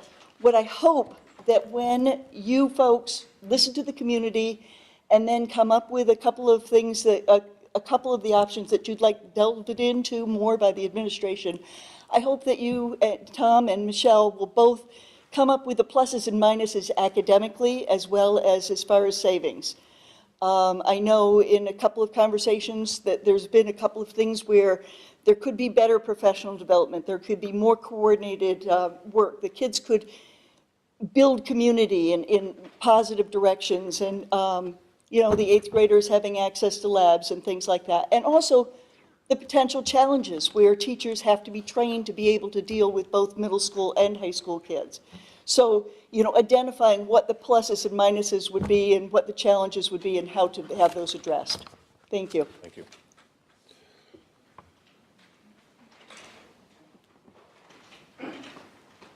Just in case y'all can't see me, I wore bright orange for you tonight. My name is Kelly Cullivan. I have 2 daughters in our school system. One of them is in kindergarten this year. She was in the preschool and pre-K program over at Memorial. And my other one is over in 7th grade at the middle school. One thing I can tell you is she is very upset that she has not been able to use her cell phone since she started school. So I can tell you that that is absolutely being enforced at the middle school, that you'll be happy to hear. Hopefully it continues. I hope they don't lapse on it, but I know they can be They a little. won't, I promise. Okay. Thanks, Tom. So you'll be seeing my face a lot more because I've realized that now that I am in this community and my children are in in the school system, that I do need to show my face a little bit more at school board meetings and whatnot. I read the entire NASDAQ study. My opinion is that it reads like Japanese stereo instructions. I think a lot of parents, it's going over their head. I have had multiple friends and parents of students that I am friendly with say, okay, can you just like put this in black and white for me? Because I don't quite understand why we're even doing this or what these options are. So I think if we could, with this meeting that we're going to have, that's going to have the community involved, if we can condense it a little bit. I know I'm a big fan of having things dumbed down for myself because reading through the mumbo jumbo all at the top and everything else, I just want to get to the point and understand what our options are. That being said, I can say that with having a parent of a 7th grader, and I am a parent of a new kindergartner, with parents from the middle school and parents at the elementary school, the general consensus that I am understanding, and I 110% agree, is that we are going to fight tooth and nail to not have 7th and 8th graders at this high school. Unless you are willing to put into the budget that we are going to make this 2 completely separate buildings, it is going to be the sore thumb that is going to stick out with any one of these proposals. I also have a child under my care that goes to the Epping school system. Well, guess what? Epping has done 7th and 8th grade into their high school, and it is a nightmare. It is a nightmare. I have walked into that office, I see middle schoolers walking through the hall with high schoolers, and it's unacceptable. 6th graders, 7th graders, 8th graders, I understand we had the 8th grade here for a few months and whatnot. No. It is a completely different world. It is a completely different experience, and the parents are going to fight back. So if you want to start putting things down, I understand this is a beautiful building, and there's a whole lot of room in it, but we're not going to allow our middle schoolers in this high school. So I just wanted to give my 2 cents. As I said, I have children in the middle school as well as the elementary school, and this tends to be the general consensus of what the parents are talking about, the ones that have actually read it. So, thank you. That's all I wanted to say.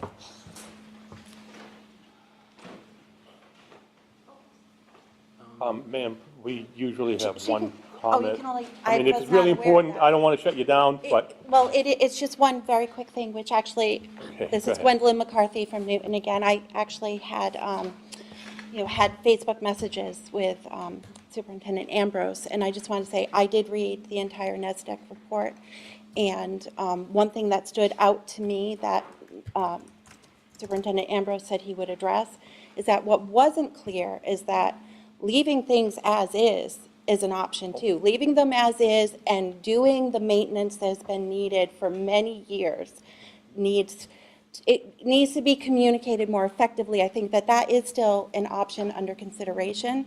And the other thing I would say, if you really want full public involvement, consider accepting written comments too, because as a mom who works and is a mom, attending, it's difficult. And if we could submit comments in writing via a survey or open-ended, that would be very helpful.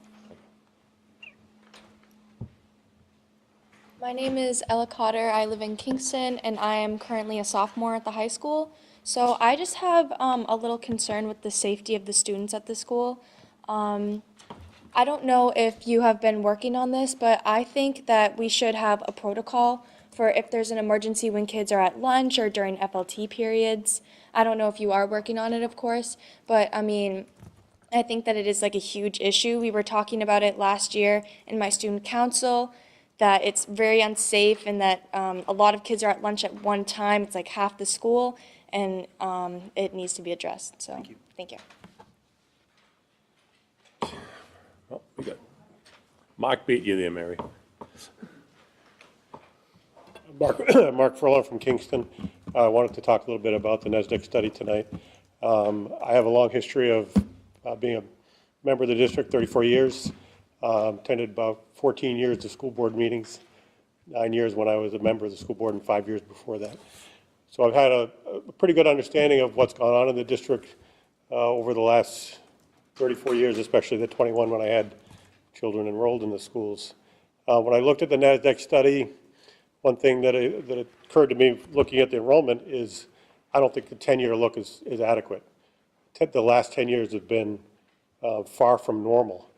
Maybe that's probably what the NASDAQ people will tell you is the 10-year look. It's probably normal. The economic and the real estate market conditions from 2008 to about 2015 have probably had some effects on the enrollment. So I would recommend that you look back further, because I think what you'll find is that we've had 4 schools for the last 40 years, and during most of that time, our enrollment hovered around 14, 15, 1,600. So what's the problem? Clearly, we need to start looking at long range. If those enrollment projections are accurate, some changes will have to be made. I think you need to move very slowly. I think we've made some very good improvements in this district. Some of them are reported in that report, things that the casual observer wouldn't even recognize. When they described some of the schools, they talked about adequate facilities for lunch. Well, the elementary school additions, renovations that were done 30 years ago added a kitchen at Bakey School. They never had a kitchen before. Yet the renovation addition that was done at middle school in 1995, I think it was, added a kitchen there. Never had a kitchen before. Those are little things that are, quality of life things for our students. But there are examples of the kinds of good planning that has gone on in the district in the past. I'm encouraged that the board is going to engage the public. I think that's very critical to this process. And I would also encourage you to move slowly. Any decisions about the kinds that you're talking about making are not ones that can easily be reversed. And I think it's important that we keep that in mind. Thank you. Mary Sear from Kingston. I'm going to make this very brief. I would like to respectfully request that Mr. Ambrose and our Public Relations Chair collaborate on a communication that they feel is comprehensive, addresses the concerns voiced here this evening about effective communication about why this is happening, and put it in all the public media, the Carriagetown News, the union leader, whatever you need to do to get it out there. Have it be a joint effort from the two of you that delivers a single message about what we're doing and why, and when the meeting is going to happen, and if it's going to happen in 1 or 2 meetings, so people can plan and so that they can be there. I was going to just say that, but I wanted to follow up to Mr. Furlong's point. You know, we talked about questioning the NESDEC numbers. This is what these people do. And with all due respect to you, sir, you were on the committee, the school board, when we built this school for 12 or 1,300 students, and we're at half capacity. So I trust the professionals, the people that do this for a living, and I think we need to lend credibility to those reports and those numbers. Thank you.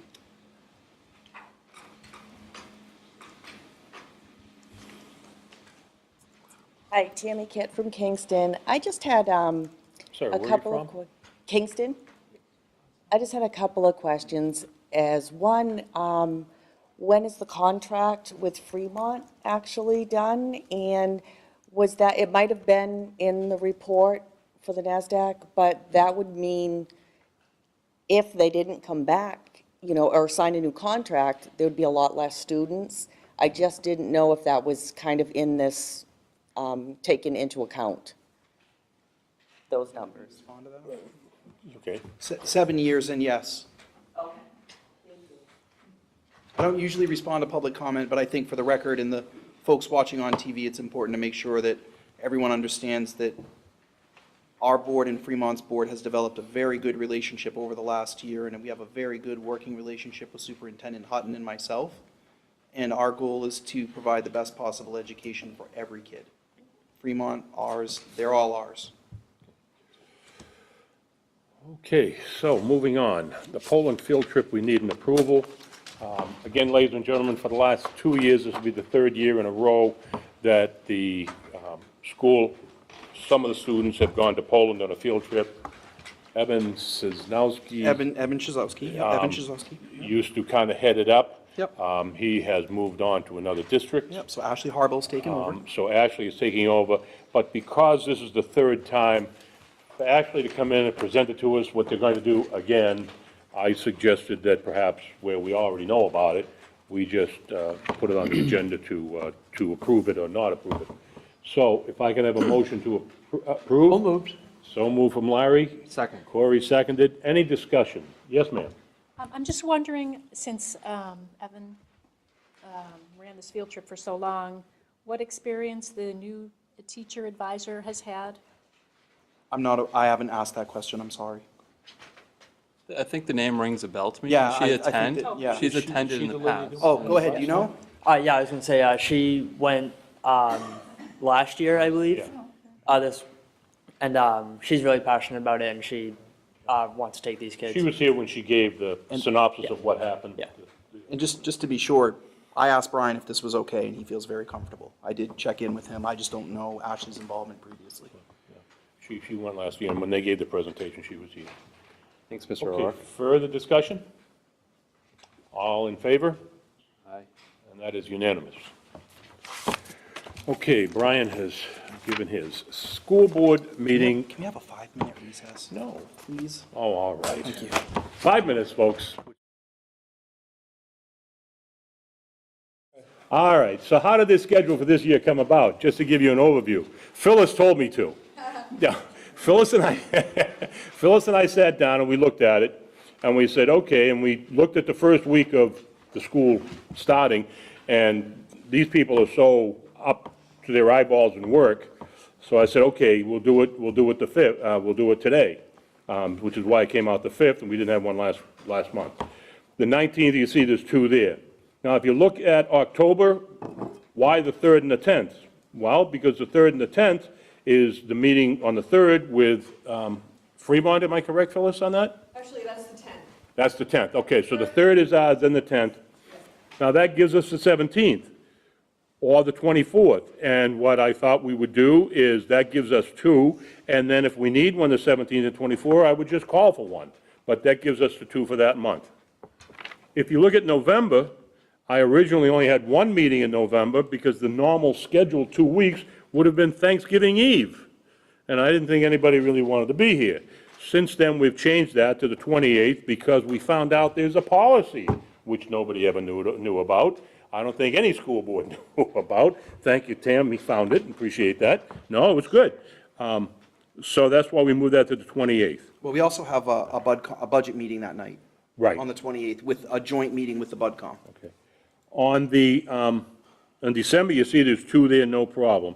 January, there's 2 there, no problem. If you notice in February, we ran into 2 problems. One, the superintendent will be away the 17th to the 23rd, and then the 27th, I personally didn't want to pay a couple of custodians time and a half for 7 hours' work, so we moved that one to the 6th and the 13th.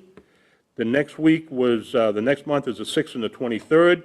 Again, in April, we run into the April vacation, and the superintendent will be away. It's, I don't know what you're doing. It could be Second week. Yeah, it could be conference, whatever. Well, you'll be here the 10th. Yeah, I'll be there for the first one. Okay, and the second one, the 10th? I will not, yeah, I could do the 10th. but Okay, I can't thought it do was the 17th. I thought we did it wrong. If there's anything wrong here, you can blame Phyllis. If it's anything right, I did it. Okay? All right. So that's why that happened. And again, I didn't want to pay overtime for 2 custodians for 7 hours. May, you can see there's 2, and then we're into June. So that's how it came about, that we sat down and came up with the best we could based on what we knew. We are now going to talk about and set the schedule, but at least you know where I was coming from. But we also need to talk about the policy. because Well, our that's what I'm going to policy say. is We're now super going to talk rigid. about the policy BE, BEA, BEB, which is school board meetings, and Tom and Pam are going to be discussing those. Pam, go for it, you got it. So I just, I just wanted to give them a history of how this came about. Thank you. we often have snow days and meetings with Fremont or with BudCom, and we don't meet our Monday, our first and third Wednesday schedule as hoped. So there's been some concern about when we actually meet, and the public shows up, and the meeting's been canceled or moved for various reasons. Our current policy is BE, which states we shall meet on the first and third Wednesdays of every month. The time is off, it should be 6 o'clock now. That's pretty rigid, and we feel we should modify this policy so we have some flexibility, and shall means must. But things happen, we have joint meetings and so forth. So the committee, the policy committee recommends that we repeal the current policy, which is rather restrictive, BE, and replace it with the School Board Association's recommended policies, BEA and BEB. And BEA covers regular meetings, and BEB covers emergency board meetings. I don't know if you've had time to look this over, but the new policies state we shall meet at least twice every 2 months. That is the School Board Association language.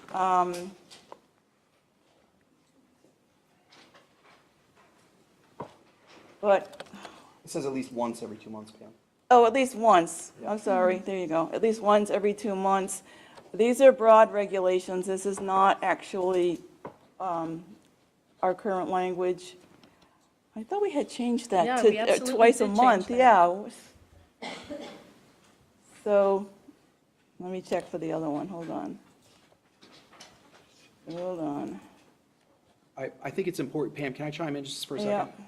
The NHSBA policy is designed to meet the minimum requirement of the law, which clearly our board discussed. Oh, here it is, okay. I looked in the wrong folder. Here is the updated language. So this is our proposed language. The school board shall approve its scheduled regular meetings for the school year at the first board meeting in August, early September. The board shall plan to meet twice per month during the school year. Regularly scheduled board meetings will be held in the school board room, and it states the address. Notice of all board meetings will be posted, and minutes will be taken. All meetings are open to the public. Agendas are published. Additional meetings may be scheduled at the call of the chair. Emergency meetings may be called in accordance with the second policy we'd like to consider tonight, BEB. Majority of the board constitutes a quorum. The school board recognizes that consistent attendance of board members at board meetings is essential for the efficient, effective operation of the board's duties, as well as fulfilling our individual obligations as elected officials. Absences by board members shall be noted in the school board minutes. So that is our proposed replacement to the current policy. Move to adopt, or approve, or whatever. Okay, wait a minute, we have a motion to adopt. We'll have a second. Larry seconded it, and now we can have discussions. Corey? Did you have something you want to say, Ms.? It should be a first and second read because we can't adopt the calendar until this policy. is- Right, I thought this was the first read, Oh, I'm sorry. no, first and second. So I have to say So move to adopt, I guess, is Move to fine. adopt first read, second read? First and- I would like us to move first and second tonight. Move to adopt first and second read of Thank this you, policy as written. And Larry seconded that. All right. Okay. Corey, was that what you want to say? I look at the second paragraph where it says, regularly scheduled board meetings will be held in the school board room. We have regularly scheduled meetings with Fremont, which are not always here, so this is I'm gonna contradictory scratch to out. that. Where we meet, as think far as that- physically, what room?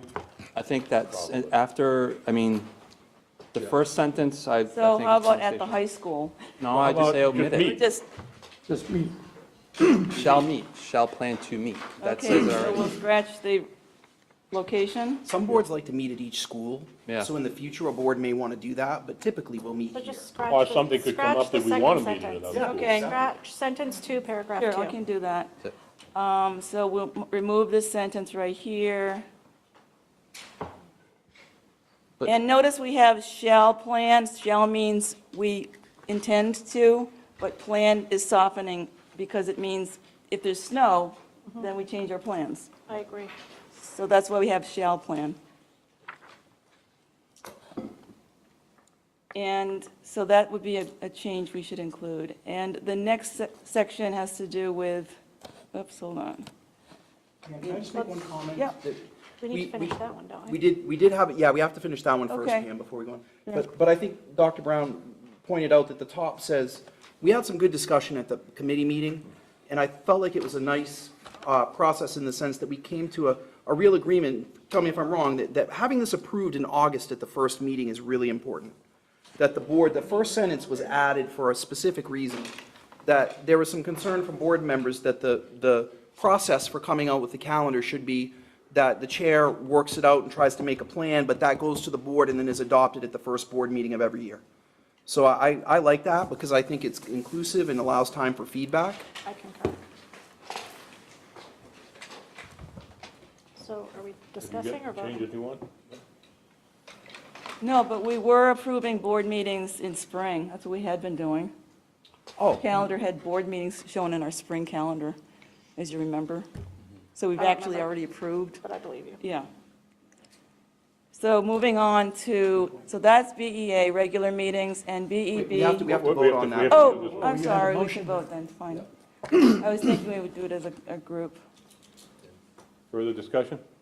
Jim? I'm not in favor of this change. I like the predictability of the first and third Wednesday. I think people need to schedule their personal lives around that first and third Wednesday. The public needs something that they can count on. This calendar shouldn't be subject to who can be here and who can't be here. It's worked for many, many years. I think we could add something to say, you know, unless for some unforeseen reason, it can't be one of those two dates.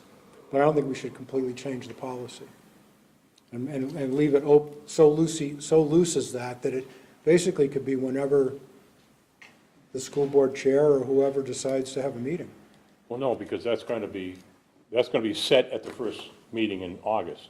The dates will be set. Yeah, but it could be any date in the month, any 2 dates in the month. But it'll be set in August, so people will know for the whole year when they are. I see where you're coming from, Yeah. but and that's why I gave my little beforehand. Yeah. Because when Phyllis and I sat down, we realized, well, wait a minute, using yours, then the 10th, we can't have a meeting, even though we've scheduled it. with Fremont months ago, because would have to go to the 17th. You really want to meet Thanksgiving Eve? Personally, I don't care, but, we've got school board vacations. You want to pay two guys $60 an hour for 5 hours or 6 hours? Yeah, okay, that's fine. But I tried to, Phyllis and I talked about it for quite some time, tried to come up with the best way that could meet our needs. And that's what we came up with. Since then, we've modified this, so we're meeting, and that's why we sent this out. What was And- the reason for in October that we couldn't meet on the 17th?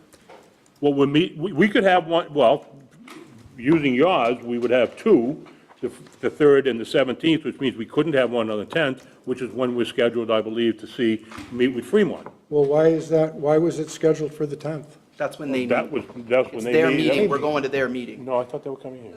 Oh, they're coming here? Coming here. Thank you. But that was scheduled, what, back in the spring? We scheduled that with them in the spring. I think you were at the meeting, Jim. Okay, but why the 10th and not the 17th? I don't remember why, but we would discussed it at that We meeting. discussed it with them. Is there any reason why it can't be changed?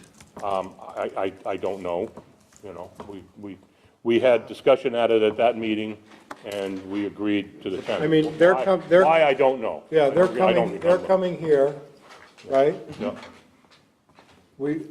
The public is used to our meetings being the first and third Wednesday. Why don't we just ask Fremont if we can change it to the 17th? Well, let's see how the vote goes, and then Okay. we'll entertain that. Michelle? And the 6th, in February, the 6th and the 13th, what was the reason there? Rather than the 6th and the 20th? Because I believe the superintendent is gone the 20th, and I personally prefer to have the superintendent here, and then the 27th, we're on school vacation, and of course, to have the custodians during school vacation work during the day, so they leave at 3. Well, it's not just that, though. We can't really require administration to be here during the school break. Right. But the break, But it wouldn't be. the break isn't on the 13th, the break is on the 25th through the 28th, right? Of February? Well, I moved it to the 13th because the 20th, the superintendent won't be here, and the 27th is vacation. And we wanted to have 2 per month per the policy. Okay, I feel that I have to ask why the superintendent can't be here on the 20th. It's when my children are on vacation. I'm a Maine resident. Okay. I'll be away. All right. April and February. We went through this last year, and it caused us to not have meetings for 6 weeks, and I didn't want that to happen again, so I let the chair know what my plans were. It's tough, because when I took this position, I didn't realize that my children would be on vacation a week earlier than our school districts. Move to New Hampshire. I know. Trust me. So, Tomorrow. Okay. So that, Jim, the purpose was to not have what happened last year, which is where we went from the 1st of February until almost early April without a board meeting.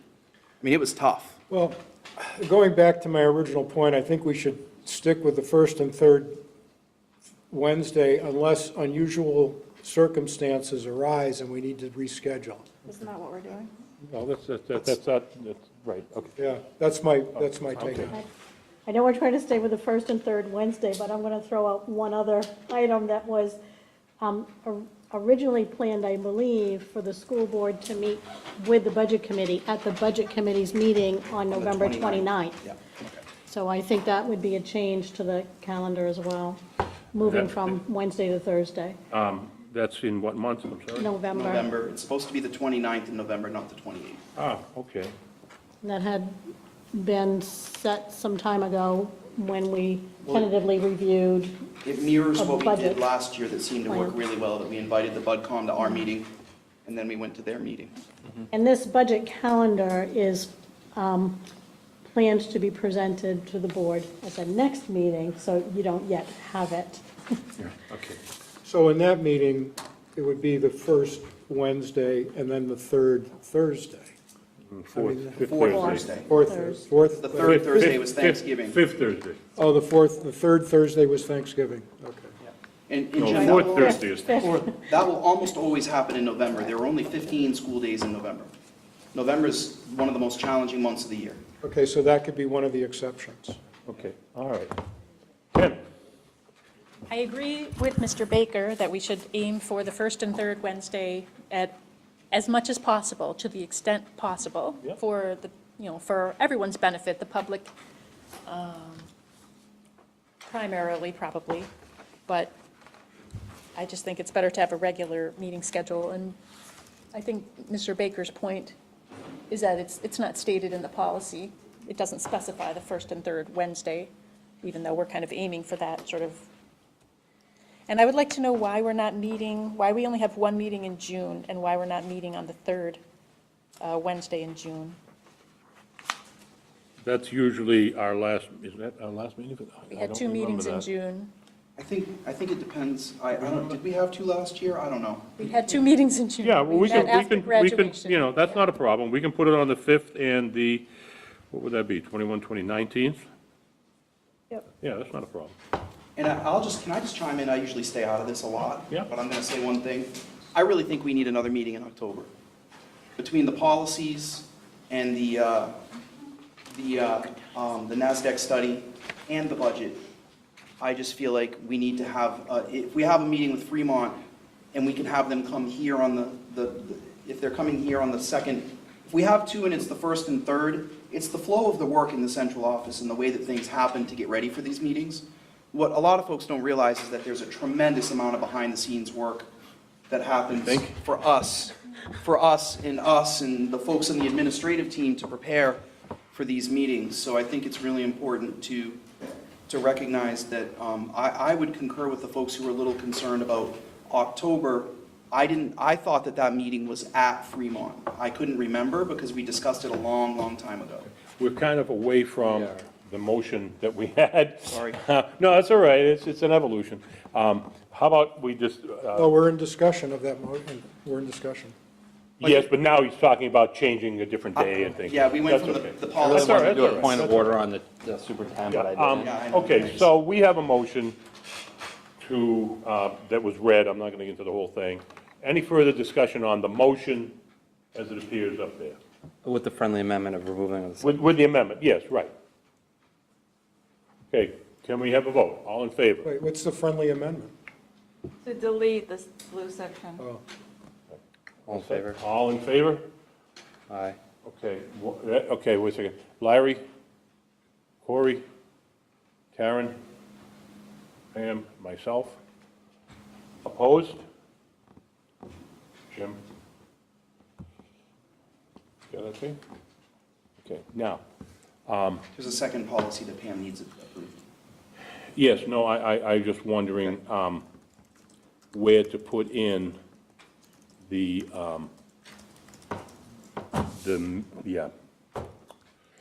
schedule that we were going to talk about. So why don't we do the policy first, where we're still on policies, and then we'll talk about the calendar. Okay, so, So here's the second policy. It's a brand-new one. Emergency board meetings. Emergency meetings may be called by the chairperson or by action of a majority of the board. And this is the School Board Association's language. For the purposes of this policy, an emergency is defined as a situation where immediate, undelayed, which is not a word, but we can take it out, action is deemed to be imperative by the chairperson. And we added or a majority of board members, since that's consistent with the first sentence, but that was not in their original language. We just decided to add that in there. In the event of an emergency meeting, the board will post notice of the time and place of the emergency meeting as soon as possible, and will also use other reasonable means to inform the public that an emergency meeting is to be held. Minutes of an emergency meeting will clearly state the need and purpose for the emergency meeting. So the time when this would apply is when the middle school roof caves in and we have to move the middle school students to the high school. Right? That would be like a logical emergency meeting. Or if the roof over at Swayze had actually given way. Real serious safety and, because the public notice for a meeting is important, which is what Jim's point was, I think, that having it be a consistent two days in a month as much as possible, you get into a groove, so to speak, as a community. Move to approve first and second read. Second? is that okay, fellas? Karen and Tanner? Discussion? Does a meeting constitute of a virtual meeting still? As Meeting would be, I believe, under 90, right?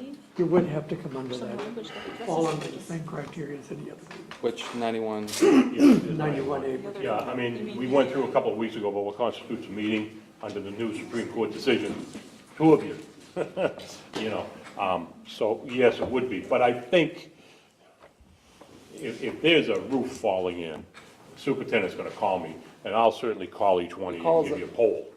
Okay, that's why I want to make sure, or better yet, like, Yeah, I we're mean, if we've got some kind traveling. of emergency, I'm guessing, I should say me, the chair, whoever it is, I'm guessing the superintendent's gonna say, we just had a roof fall in, what do you wanna do? Okay, let me call the guys. Yeah. I just want to make sure that the public, myself, understand that it's not a requirement to be physically in a building together. Right. That's all I'm saying. You want to pull this? and Okay, further discussion, That at all? No, that's okay. okay? All in favor? Aye. That's unanimous. Okay. We talked earlier about setting the schedule. If you look at your paper, I will Point of information, have we voted to repeal the original BE? No, I don't think No, we we did that need to yet. do Move that. to repeal it. Thank you, Pam. May I make Second. that motion? Thank you. Sorry. Did you make that motion? I will make it. There we go. Would you make it, did you get that, Phyllis? Repealing BE. Motion, second. I think Pam was the motion. Pam made the motion. Corey seconded it. Discussion? All in favor? Aye. That is, you got them all because Jim looked, oh, I'm not sure about Tammy. Tammy, are you? Oh, I raised my. Okay, hand. I'm sorry, all right. Thought you were done. Okay. Opposed? Jim, okay. I know it's not on the agenda, but do you want to discuss the calendar now? Oh, it was on the agenda, we need to Well, where is skip by it? it. I didn't, It was did the we same. skip by it? Okay. No, school board meeting calendar was the actual 8.3. So we want to make Oh, sure to okay, find okay. and finish this up All tonight. right, so that so we let's can- see if we can finish this up. Here's the way I look at it. You don't agree with this? Fine. September, the 5th and the 19th. October, 3rd, 10th, and 17th. Superintendent just talked about the need for a third one. I would suggest we go the 24th, unless you want 3 meetings in 3 weeks. Doesn't matter to me. You know, because that's a 5-week month. So what is your druthers on that? Question. Yep. So right now you have, I don't see a box around the 17th. No, that's what I'm asking, because the superintendent just brought up we should I have asked for 3. that meeting on the Okay. 17th. That's why I'm talking about the 17th. But it could be the 24th. What do you want? I would like to have the 3rd, the 17th, and the 31st. Well, I'm not I would sure. like to ask Fremont to come on the 17th. Can't do the 31st. Can't do the 31st? Halloween. Halloween, okay. Okay. Unless you want to go trick-or-treating with me. In Maine? Hey, it's wicked fun. Here's my problem with this, and it's not really a problem. Today's the 5th, we call them, they have a school board meeting, maybe they bring it up, maybe something happens, and before you know it, the communication never gets to us. Because then we have to discuss, you know what I mean? So I would like to keep it as it is, only because of a logistics problem that could occur. I don't know if they meet again, because they only meet, I believe, once a month. So they may not be able to meet until like October 3rd, and if there's a fly in the ointment, we got a problem. Well, can I just say too, that Yeah. we did discuss this with them at length at a meeting. Yeah. And we agreed to it, and I kind of feel like in terms of Now going back on board-to-board relations, in the future, we should be mindful of the October meeting, but we did discuss it with them and agree to it, and they've planned their meeting already. Okay, you I have would- consensus on that? Yeah, and I would echo what you said, Pete, is that I would rather not meet 3 Wednesdays in a row. I would rather do 3, 10, and skip a week and do the 24th. Whatever, could I just have a kind of thumbs up on, that would be the 3rd, the 10th, and the 24th? Okay, so why don't we, all right? Anybody in disagreement with that who wants to discuss it? Okay, now we're going to November, 7th and the 28th, so we're not meeting Thanksgiving evening? 29th, Pardon? the 29th in November. I'm sorry, the 29th, because that's budget, sorry, 29th. I Now, have that we written did have a down. conversation, just so that everyone knows, and this is why I think this is so important to discuss this in August, not the spring, because the BudCom component of it and figuring out their dates and being collaborative has been very effective. So what I would say is that for November, Annie, please feel free to chime in. I know you're here, and I just want to, we were hoping to have the first meeting be a joint meeting, and then if we needed a second meeting on the second Wednesday, we might call one. But we're thinking that because we've kind of got a process down now, that the 1st and the 29th will be enough. But we're certainly cognizant that we have to get the budget work done, and if, should we need another meeting, we'll know, yeah. The main purpose of the 29th? The main purpose of the 29th was that all questions on the presented budget from the superintendent on the 7th would have been submitted to the administration by both the school board and the budget committee, and then we would be getting the answers back and have room to discuss them as a group. And Mr. Ambrose could bring in any administrators that he felt were needed so that we could get our answers. If we needed another one, then we were going to have it with the school board on a school board night Yeah. for another one. Okay, thanks. I couldn't quite remember. It was a while ago that we discussed that. Thank you, Annie. Okay, so now we're into November. We just finished November, sorry, we're going to the 29th. December, the 5th and the 19th. January, the 9th and the 23rd. February, because of the vacation, would be the 6th and the 13th. Question? Yes, ma'am. The 6th, that's the deliberative? No, February, no, March is the deliberative. No, No, March is February. voting. Oh, I'm sorry, the election is in March. Yes, that's the deliberative night. One of those February nights, I can't remember. Hold on a sec, we'll let you know. I Michelle's believe looking. one of those meetings will be sort of not really a meeting. The calendar says You know, a productive deliberative meeting, session. business on meeting. for the Deliberative session is on the 6th. Is it on the 6th? Yeah, the first So one next to it. that means we're really only going to have one, business meeting where we make decisions, because the deliberative, we're attending the deliberative. Yep. Is that enough? Last year you met before the deliberative, just saying, you had a Yeah, meeting. we met around 5:36, Okay. and we conducted some business, and then we went into the gym. So we can do that again. Yeah, we should probably plan on that. Yeah. All right, so March, we're looking at the 6th and the 20th, and then in April, the 3rd and the 10th. May, 1 and 15, and then June, 5 and 19. I believe that's the 19th, if I did it right, 15, 16, 17, 18, 19. Okay, discussion on anything I just said? Everybody see kind of where we're coming from? How do you want to handle it? Question? Yeah. April, the 3rd and the 10th, is that because of the difference in Maine and New Hampshire vacations? Well, no, the superintendent won't be here the 17th, Yeah, so that's a yes. and then the It's the same 24th problem, is Jim. vacation time.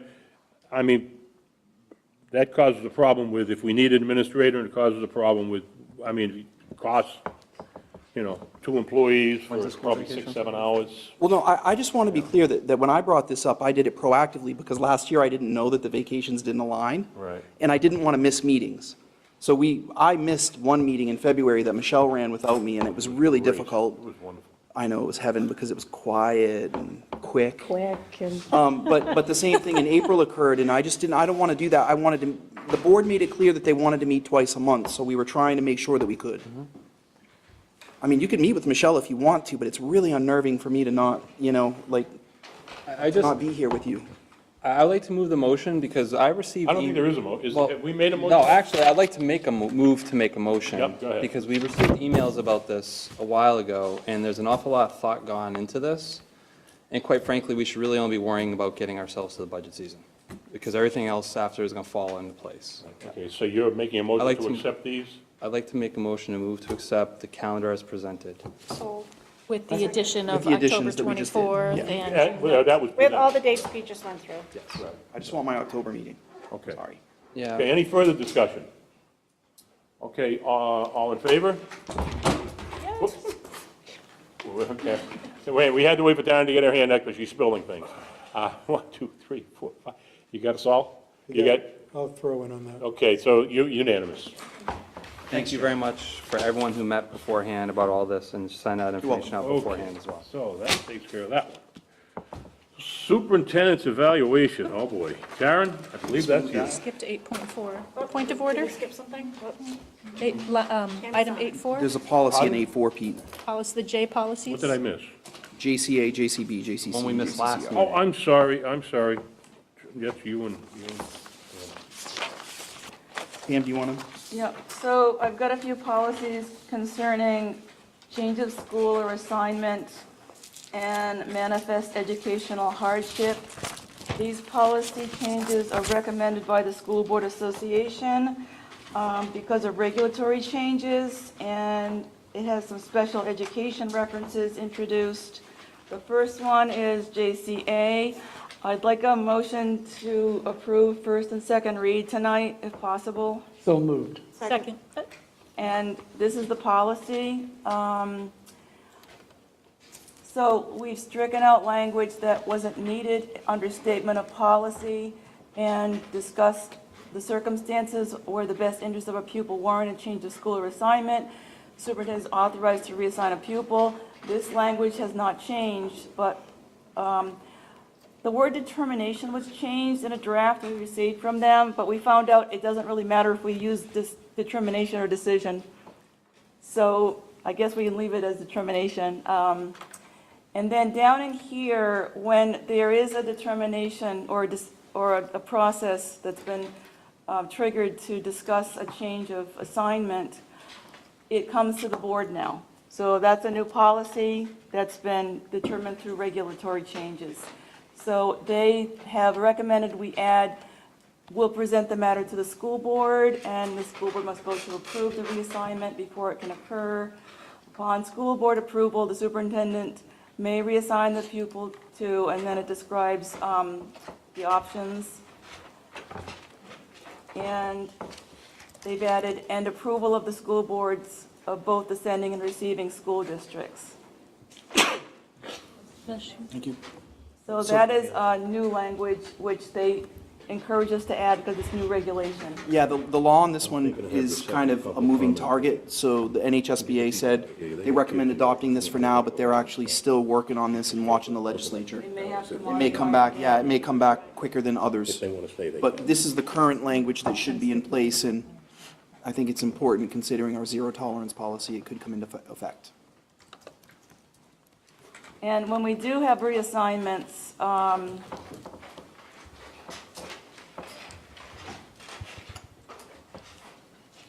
do you want to explain this section right in here, where it says, unless the school board votes to exceed this limit? Oh, yeah, that's, we're only supposed to, it's supposed to prevent like kind of too many of these happening. So 5% is the policy limit, but the board can vote to override that. I personally won't be coming to you to recommend moving 5% of our students. But it's just a precaution. It's just a precaution, and I don't know if it's, I didn't research it that much because I'm really not concerned about it, but Right. you can override it as a board should we need to have that conversation, so it's not really, it's a guideline. Can I just ask, because I'm then thinking ahead with all these policies, I'm sorry, Pam, but No, this is no. very important. Can I, going back to English, and this is coming from a guy who's like the most cryptic person ever, could we just say like, here's what's changing, here's why it's changing, here's how it impacts us? Just like be boom, boom, boom, especially if we're gonna have like 100 plus 50 in the near future? Yes. Could it just be like A, B, C? I will be talking about the policy process more next time. Okay. But we need to, we definitely need to, we could move this whole list in one round if you wanted to. But it's kind of hard, you know, because there's stuff that you need to know about. Well, I've read the policies ahead of time, and I just want, I think the public, it's a lot for them to digest tonight, and they can't even read it. 147, by the way, I believe it is, right, we're No, looking at. No, but just looking No. at, forgive me, sir, but Lot of just looking at, this is 8 pages, and looking at JCA in 8 pages, like the public's not getting all these policies as a whole as 8 tonight. Here's what's changing in JCA, here's why it's changing, here's how it impacts us. Yep. Here's what's We're happening gonna be next one. discussing all that. Bang, bang, Yeah, bang. yeah, I'm working on a process for Simplifying is what I hear you You're saying. you're I on hear the you same saying, page as we are. yeah, I hear him saying simplifying, and I think that also echoes some of the sentiments we heard I in mean, to public. read all 8 pages for those Correct. 3 sentences. Yes, simplify it. Here's what, thank you. Okay. Okay, so, So, sorry, Pam. Well, I mean, there's a temptation to rush through things, but I think it helps to just explain where the changes come from for the public's benefit. So I'm not really willing to rush through, and there is an accusation that we overlook a lot of detail, and this is how I roll. If you'd like to become policy Yeah, but chair, you're asking No, a we're motion. going to be discussing this. I mean, tonight, we're going to I do it just the way don't it should be. feel like policy should be rushed, that's Right. all. If you're asking me to read first and second, you're rushing. No. Well, we it's- haven't voted to approve Okay. for a second. Ladies and gentlemen, can we Sorry. get to where we're at here, and let's go, you're up. And there's a second page that has a reference to special education placements, which needed to be added to our policy. So that was something they required us to add to our language. And then they added a legal reference, another policy reference to our related policies.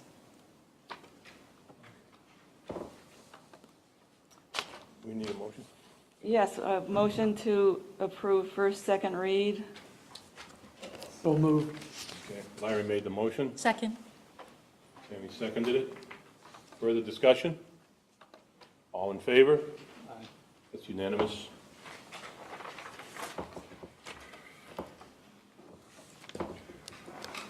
Okay, now We have a we're on. couple more. Oh, I'm sorry. One more, that's my mistake.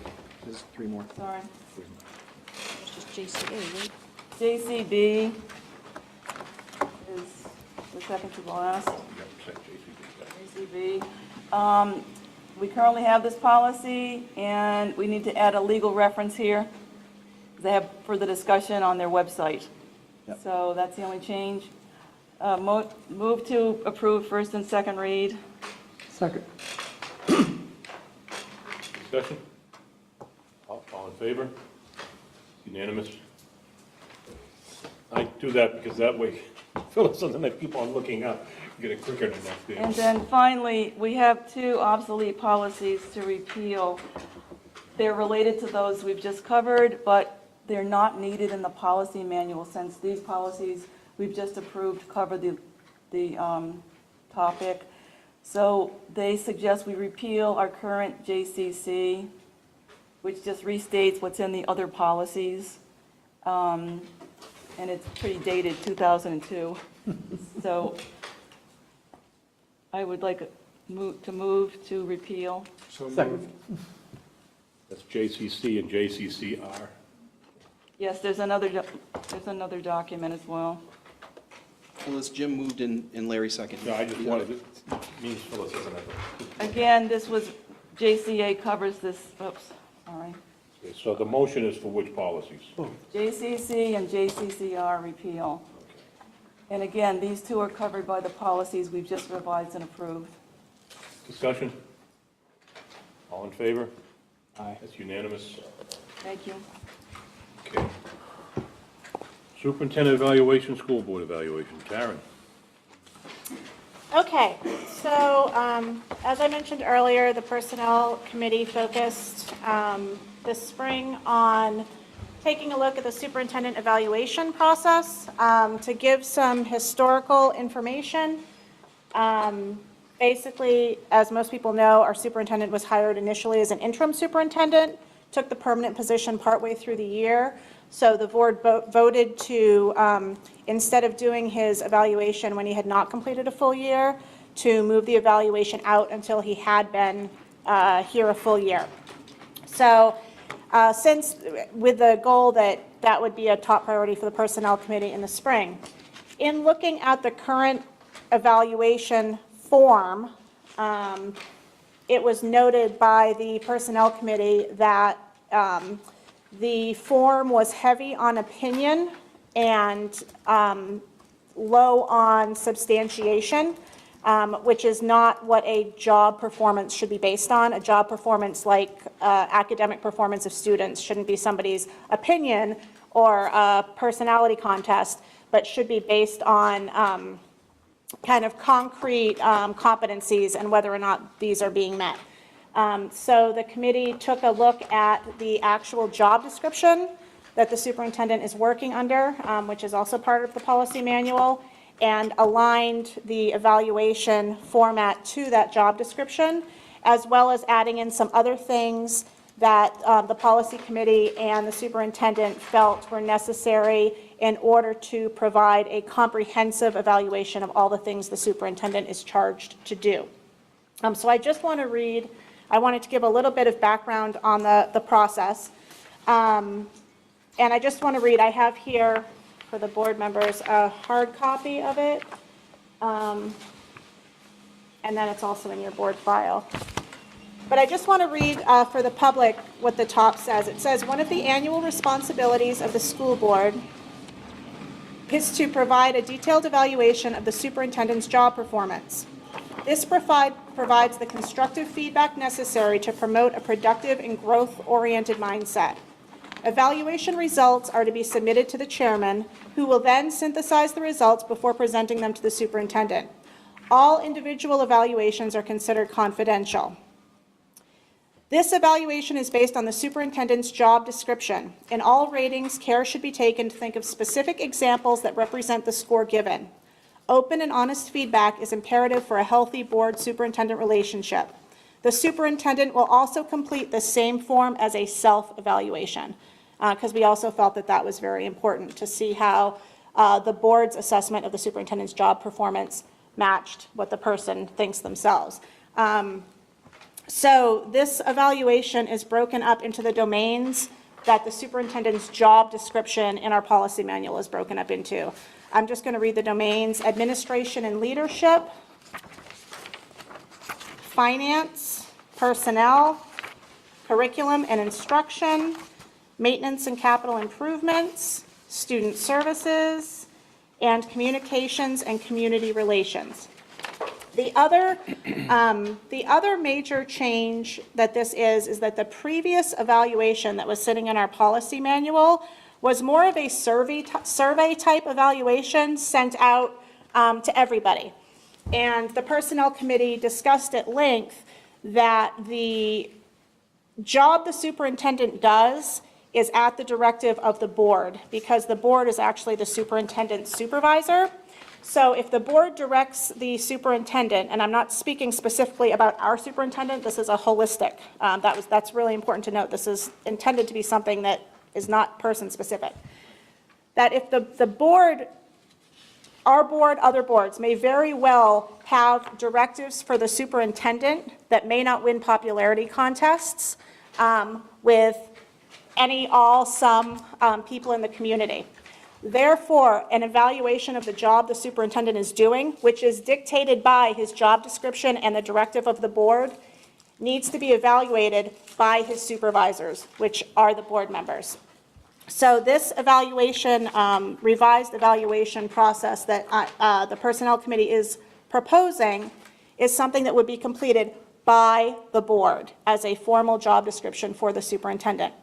That being said, I feel very strongly that although this is I feel it's very good for this year, I think this should be something that every subsequent personnel committee, I think every year, should be looking and saying, is this evaluation, can it be improved? That's my philosophy as far as doing any type of evaluation like this, whether it's for a superintendent, a teacher, a student, constantly looking and saying, is this the most up-to-date and useful tool? So that's kind of the philosophy behind this. So that being said, if the board decides that they want to do some type of public survey, how do you think the superintendent is doing? I have no opinion about that one way or the other. However, the Personnel Committee does recommend that if the board decides to do something like that, that is a completely separate thing from the superintendent's formal job evaluation completed by the board. It would be for informational purposes only, as far as the superintendent perhaps getting some edification on areas that the public thinks he's good at or bad at or whatever. But it really would be something that isn't a formal job evaluation, because the job for that is really for his employers, which is the board. Does that, Jim, did I summarize that pretty well? Good job. Okay. So, so that being said, I would like to move that the board adopt this revised evaluation for this year. That's what I'm proposing. That's your motion? That's my motion. Second someone? Jim Baker? Discussion?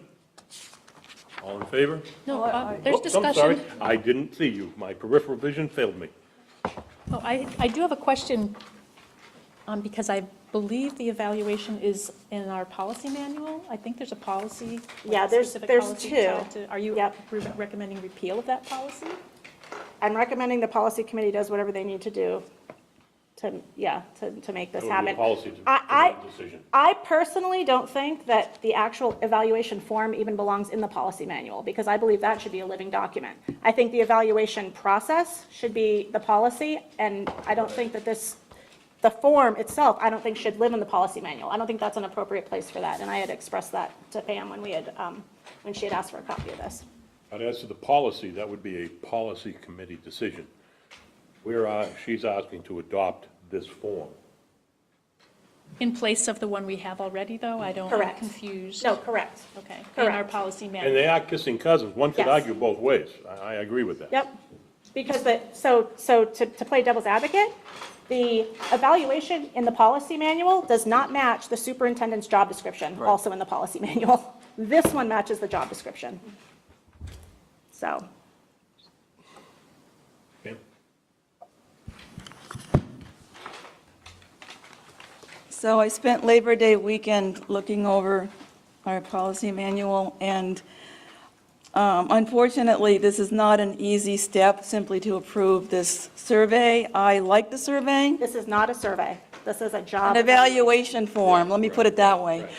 I like your evaluation form, I think it's outstanding, but we do have, as superintendents of schools survey, quote-unquote, policy CBI-R-E, which is a form.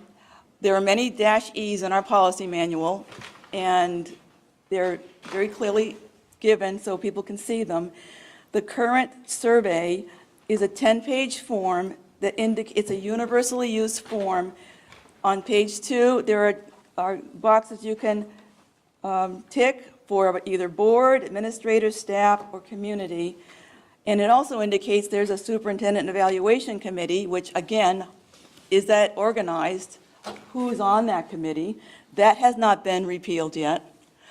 That's one issue I have. I still like your form, I'm just saying, there are policies here that have to be revised or repealed. In our policy manual, there's a policy under CBI, that's the evaluation statement that we have for the superintendent. It's just a statement of that we should evaluate before April 15th every year, refers to a CBI-R1, which is nowhere to be found in our manual. I'm trying to figure out that one.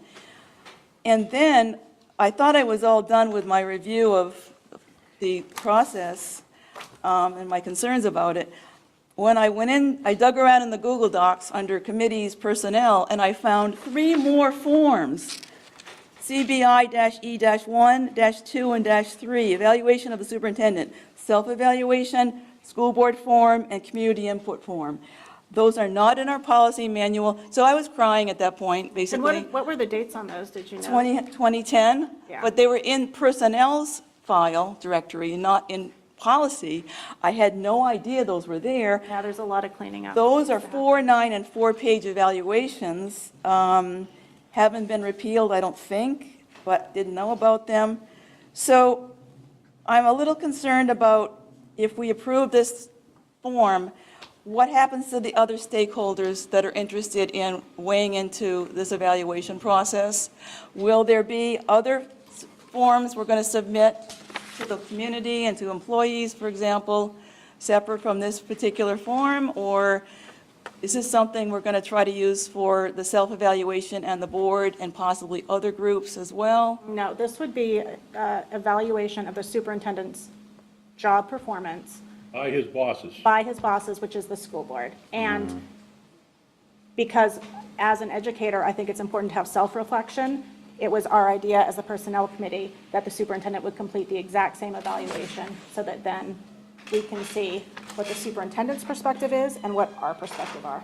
Am I correct by passing this tonight, you have in a sense given a job to the policy committee to to now look at those policies and decide whether or not they should be eliminated in lieu of this evaluation. Yeah, I mean, again, I think probably it would be most expeditious to take out the policies that have to do with the old forms that are living here, there, and everywhere that Pam discovered, in the hopes of having the best evaluation form at the moment, so that we can, it was made very clear, I think at the board meetings in the spring and in the winter, that people were very emphatic about having an evaluation of the superintendent in a timely manner. And so personnel was charged with, kind of moving that along. So I feel like the Personnel Committee has done what we were charged to do, and now it is up to the board to figure out how they want to move this forward. I'm going to interject. Is it timely, or is it, how your schedule is, to look at those that you were just talking about, put them on the agenda to appeal or whatever your recommendations are, and discuss it, those items, so that we will maybe pass this tonight, and then next meeting, clean it up. Or put this off until the next meeting, repeal the policies, and then pass it then. I mean, I'm not saying what the process should be. I'm letting you know the Personnel Committee did what we were supposed to do. This is the best. I almost like to have that one, because then you've got one out, one in. This way, we have two for 2 weeks, Well, we have policy stating that the evaluation takes place January to February timeline. It's in our policy manual. And to have it in fall, again, is a violation of our policies at this point. So I don't mind changing the timeline.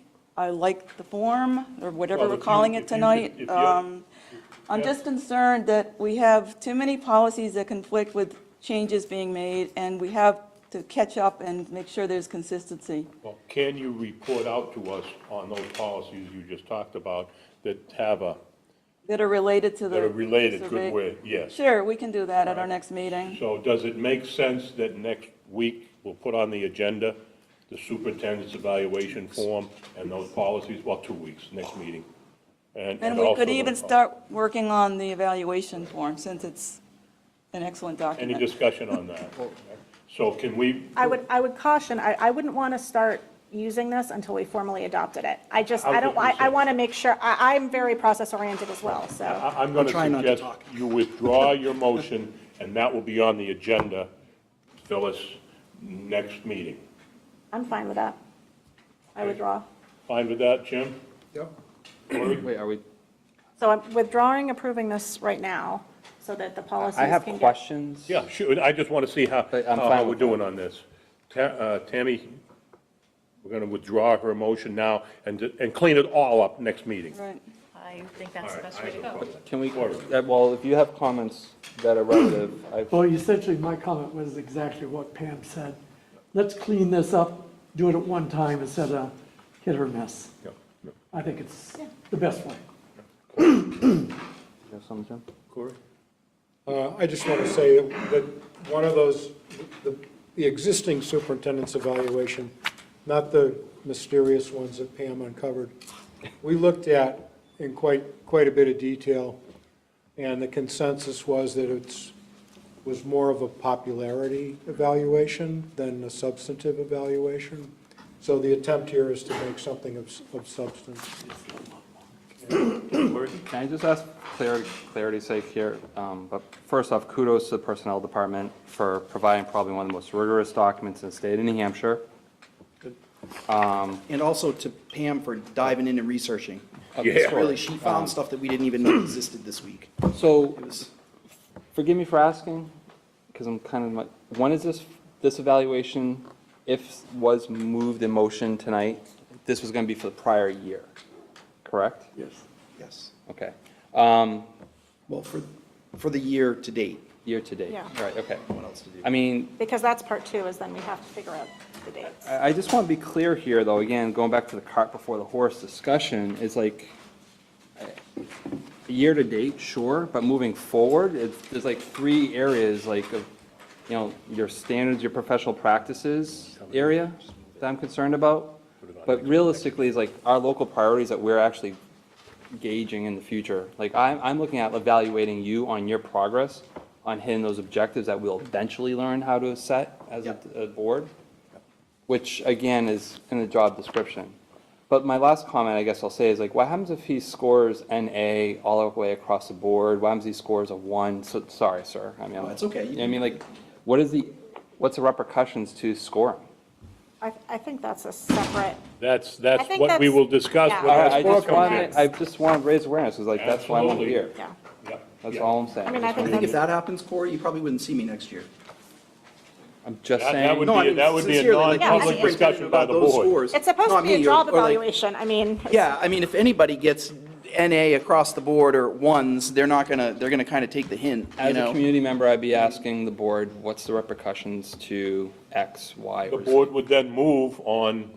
Because I'm hoping that he deserves a raise, a 2-year commitment. Well, and the other thing, whatever. and you know, and the other part for the public, not for nothing, is that after the evaluation is done and the chairman summarizes it, on some level, without going into detail, I mean, that summary evaluation will be, that'll be public. I mean, it's not, No. no? No, to go in the personnel file, it's Oh, totally. all right, never mind.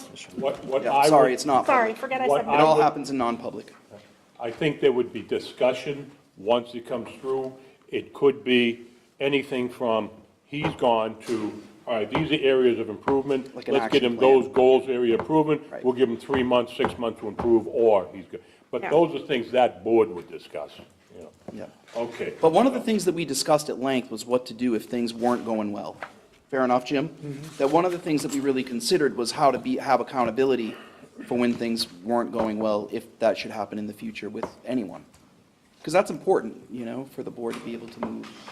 Now, does anyone have an issue with putting 8-6 on to the next meeting? Because we still have 2 items from Michelle, second public comment, and a non-public, and we have had numerous discussions about ending these meetings at a certain time. And we're paying a lawyer. And I just talked to the superintendent, and he said, no, they certainly can go on to the next agenda. Yeah. But if you feel we should cover them, I'm opening up to you.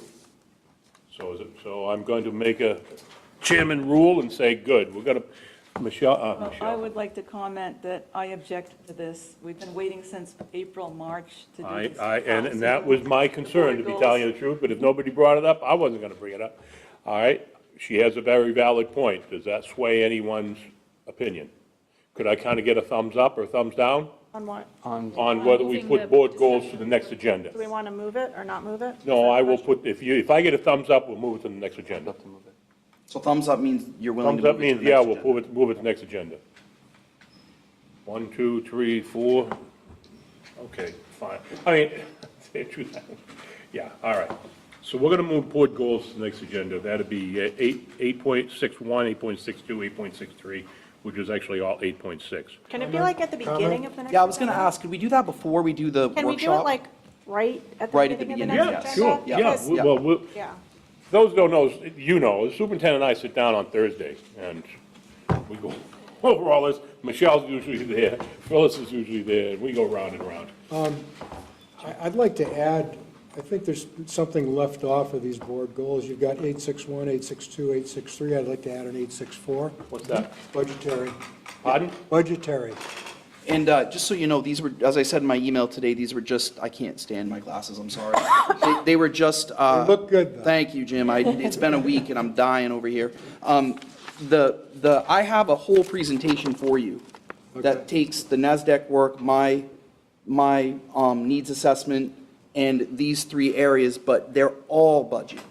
So in my mind, when I present this, we can certainly gladly add 8.6.4, but in my mind, the budget is a huge goal right now because we have some real needs on the instructional end, and we have some real issues on the facilities end that are going to need to be merged. And I think Taryn and Pam both said it well in the sense that they said, we got a problem here, right?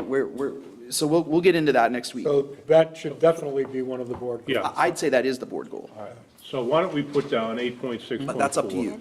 And put down budget, and we may, as we discuss it, not actually have a formal budget because it's already been threaded through everything. Yeah. But I'll add it, we'll add it. Michelle, you said you're gonna be very quick on these? Yeah, the DOE 25 is a report that's due to the Department of Ed, and the MS 25 is a report that's due to the Municipal Services or Department of Revenue. They're reports of the year that just ended, June 30th of 18. So those are in the process of being completed. We will send out an email when they are available for the board to review. There's a cover sheet for each of the reports that requires a majority of the board's signatures for that to be submitted.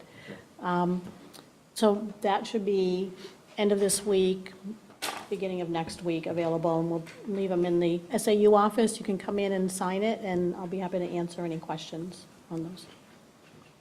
Okay. You look like you had a question, Adam. Oh, no. No, just the way you were looking at me, I thought, you know, I'm used to students, and you're looking at me like, oh, he's got a good one. Okay, all right. Okay, so now we have second public comment. Oh, there's always one. Mary, what do you got?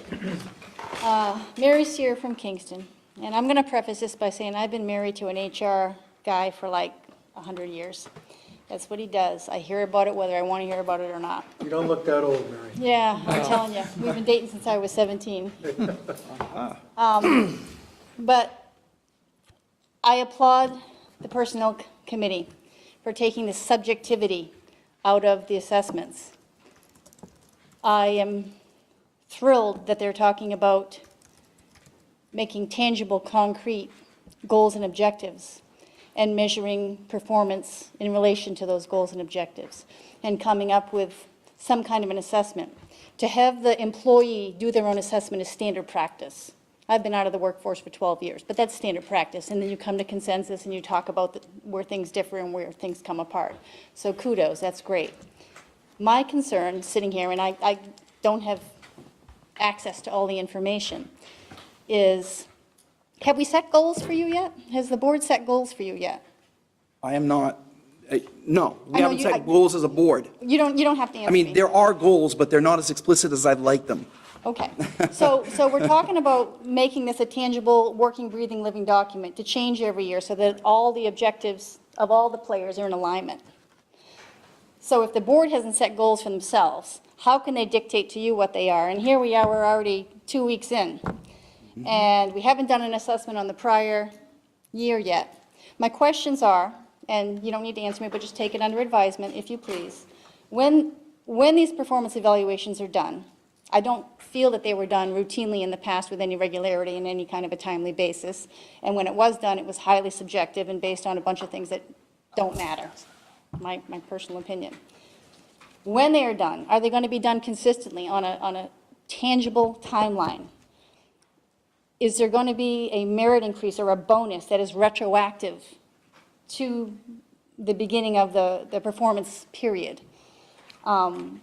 Just all these things that you need to consider. And I know you have an HR person here in-house, but the same guidelines and expectations that occur for our CEO should be those that occur and are considered for every staff member. So you don't have to look real far to go and figure out what accountability is and what, outcomes are going to be and what consequences are going to be and what motivations are going to be. I think you have all the answers you need right here. You don't need to reinvent the wheel. But thank you for doing this because the last 10 years have been, there's been opportunity. Thank you. Thank you. Okay, so we are now to, We got Tammy. there's always one. Actually, yeah, there's always two. Sue, yeah, do you Tammy got, Glock Tammy? from Newton. I came late, so I missed the early part of the meeting. I was at PTO, I'm sorry. It wasn't that exciting. I heard it was. So I have one question. There's a work session at your next meeting, and it will be around goals and NASDAQ, is that correct? Answer that. I'd like to see us, really, I've worked very hard to prepare to talk about potential goals for the board and myself and our administrative team and our teachers. So I'd like to see us at the next meeting start with that right out of the gate, get that wrapped up and out of the way, because Corey is correct that there's a correlation between all of these things. I want to talk about that and frame that before we have the conversation about NASDAQ. because there is a correlation between the needs of the district, the resources available, and what the taxpayers can afford. So I think we need to frame all that, and the goals conversation would help. And that was going to be my next point. I've been to, I don't know how many school board meetings, I probably make one a month. And it seems like the board goals has been on that agenda. Every single meeting I'm at, and it always gets postponed. And I don't think, one, that's fair to you. I don't think, two, that's fair to the community. And three, as a board member, I think that how can you be making decisions for a district when you don't have structured goals to work towards as a board? So I hope that, that used to be done like in the spring. So, for your upcoming year. And that's just my comment. And I like that we're trying to get to that, and NESDEC was important, and there are things that happen that get you off track, and revising policies are important, but I think that board goal should be before your policies, because your policies are driven, I think, in hand, kind of with your goals, maybe? I don't know, but that's my input, so. Thanks, Tim. Whatever you want. Yep. Do with that. All right. Yep. Chairman Broderick? Yes, sir. I'm gonna speak as I want to say, I'm sorry. As you know, I've been champing at the bit about this whole goal session because it's been really near and dear to me as an individual. And I know that I've done the community wrong the last 5 years with my role in the goal setting. And it's very ironic that my entire living's about that these days. I want to just reiterate for Tammy, who wasn't here, again, the pieces are all coming together now. We now have a definition of what, our vision statement for Sanborn. We now have real rigor going into our policy review and adoption, and obviously an evaluation system. The reality is, have we come together in terms with understanding the needs analysis, understanding the NASDAQ study, and what our core values are. So just think of this as an organization, a vision statement, a mission statement, our core values. In the school districts, we call those theories of actions, just for what's worth. And then ultimately, we come up with our strategies, which ultimately has to be a byproduct of those workshops. And then we adopt our goals, and then we adopt our objectives. So I'm trying to point out here is I don't think we as a team can do this alone. I keep coming back to I think we need others to help us along the way. You've got the NASDAQ, you've got your other stuff that you've brought to the table. I just think, quite frankly, as a community member and someone who's very interested in seeing us all to come together, that we do a more concerted effort of real workshops with real deliverables that we adopt for a 2-year period.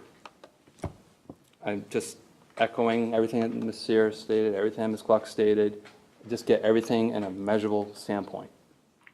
I'm just kind of frustrated because we're not doing it effectively. Yes, ma'am. Jackie Clark from Kingston, and I would like to echo the point that goals are pretty important. And I do know from a personal standpoint, as a parent with a child in special education in the district, more specifically at the middle school, as a leadership team, you set the precedent and the expectation and the standard. And I do see an issue with goals being set even at the smaller incremental levels within the school. And teachers are struggling to set goals for students. Students don't have defined goals themselves to work towards. And if we're talking about integrating student success, meeting fiscal responsibility needs, and creating goals for the school board, you set a pretty big example when you yourselves adopt goals and then work towards them and hold yourselves accountable. And I think that if a board has goals in line with student success and being fiscally responsible, then teachers will start to look at setting goals and students will start to look at meeting goals, and a big shift will happen. And I do agree that postponing the subject of goals is kind of like saying, I'm not ready to be held accountable, or those are so big and scary that maybe we're not ready to tackle them. And I think the transparency that you guys have put forth over the last year says an awful lot, and I look forward to seeing you all come together to tackle those goals, as big and scary and hard as they might be. Because I talk an awful lot with my 7th grader about how challenging it might be to be reading at a 3rd grade level and being pulled out of class. But if you set those goals and you work toward those goals, it'll feel really great to see some success. So goals sometimes are the only way to push our students outside their comfort zones and have them achieve a higher standard. So I encourage you to step into that role and really address those goals. Thank you. I just wanted to mention, I thought that was fantastically well said. I would love to tackle that tonight, and I wanted to so bad. But we've got a lawyer who's been sitting here for an hour and a half for a non-public that we're paying by the hour. So really, we're moving it because we really need to meet with him. So we will definitely be tackling this first thing at the next meeting, and I really hope that the public comes. Okay, now, just on that, we're going to start at 6, obviously. Okay, the next school, Sanborn Regional School Board meeting will be held on Wednesday, September 19th, 2018, from 6 to 9 p.m. in the library at the Sanborn Regional High School. Now, just to make sure we're all on the same page, first thing we're going to tackle after we do the regular housekeeping, board goals,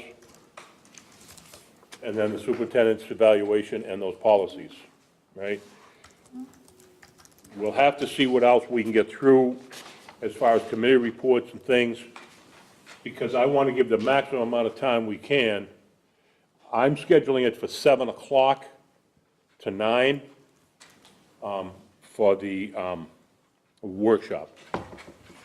Okay, so everybody in the, first of all, you're in agreement with what I just said. Are we all on the same page here? Okay, so we've really got 3 main things to do next one. And of course, we've got the regular housekeeping things to do before that. Okay, so having said that, we need to go into a non-public, and I will read that. Non-public RSA 91A:3 to C, D, and E. Okay, I need a motion on that. So moved. Okay, moved and second by one of them. Okay, Larry? Yes.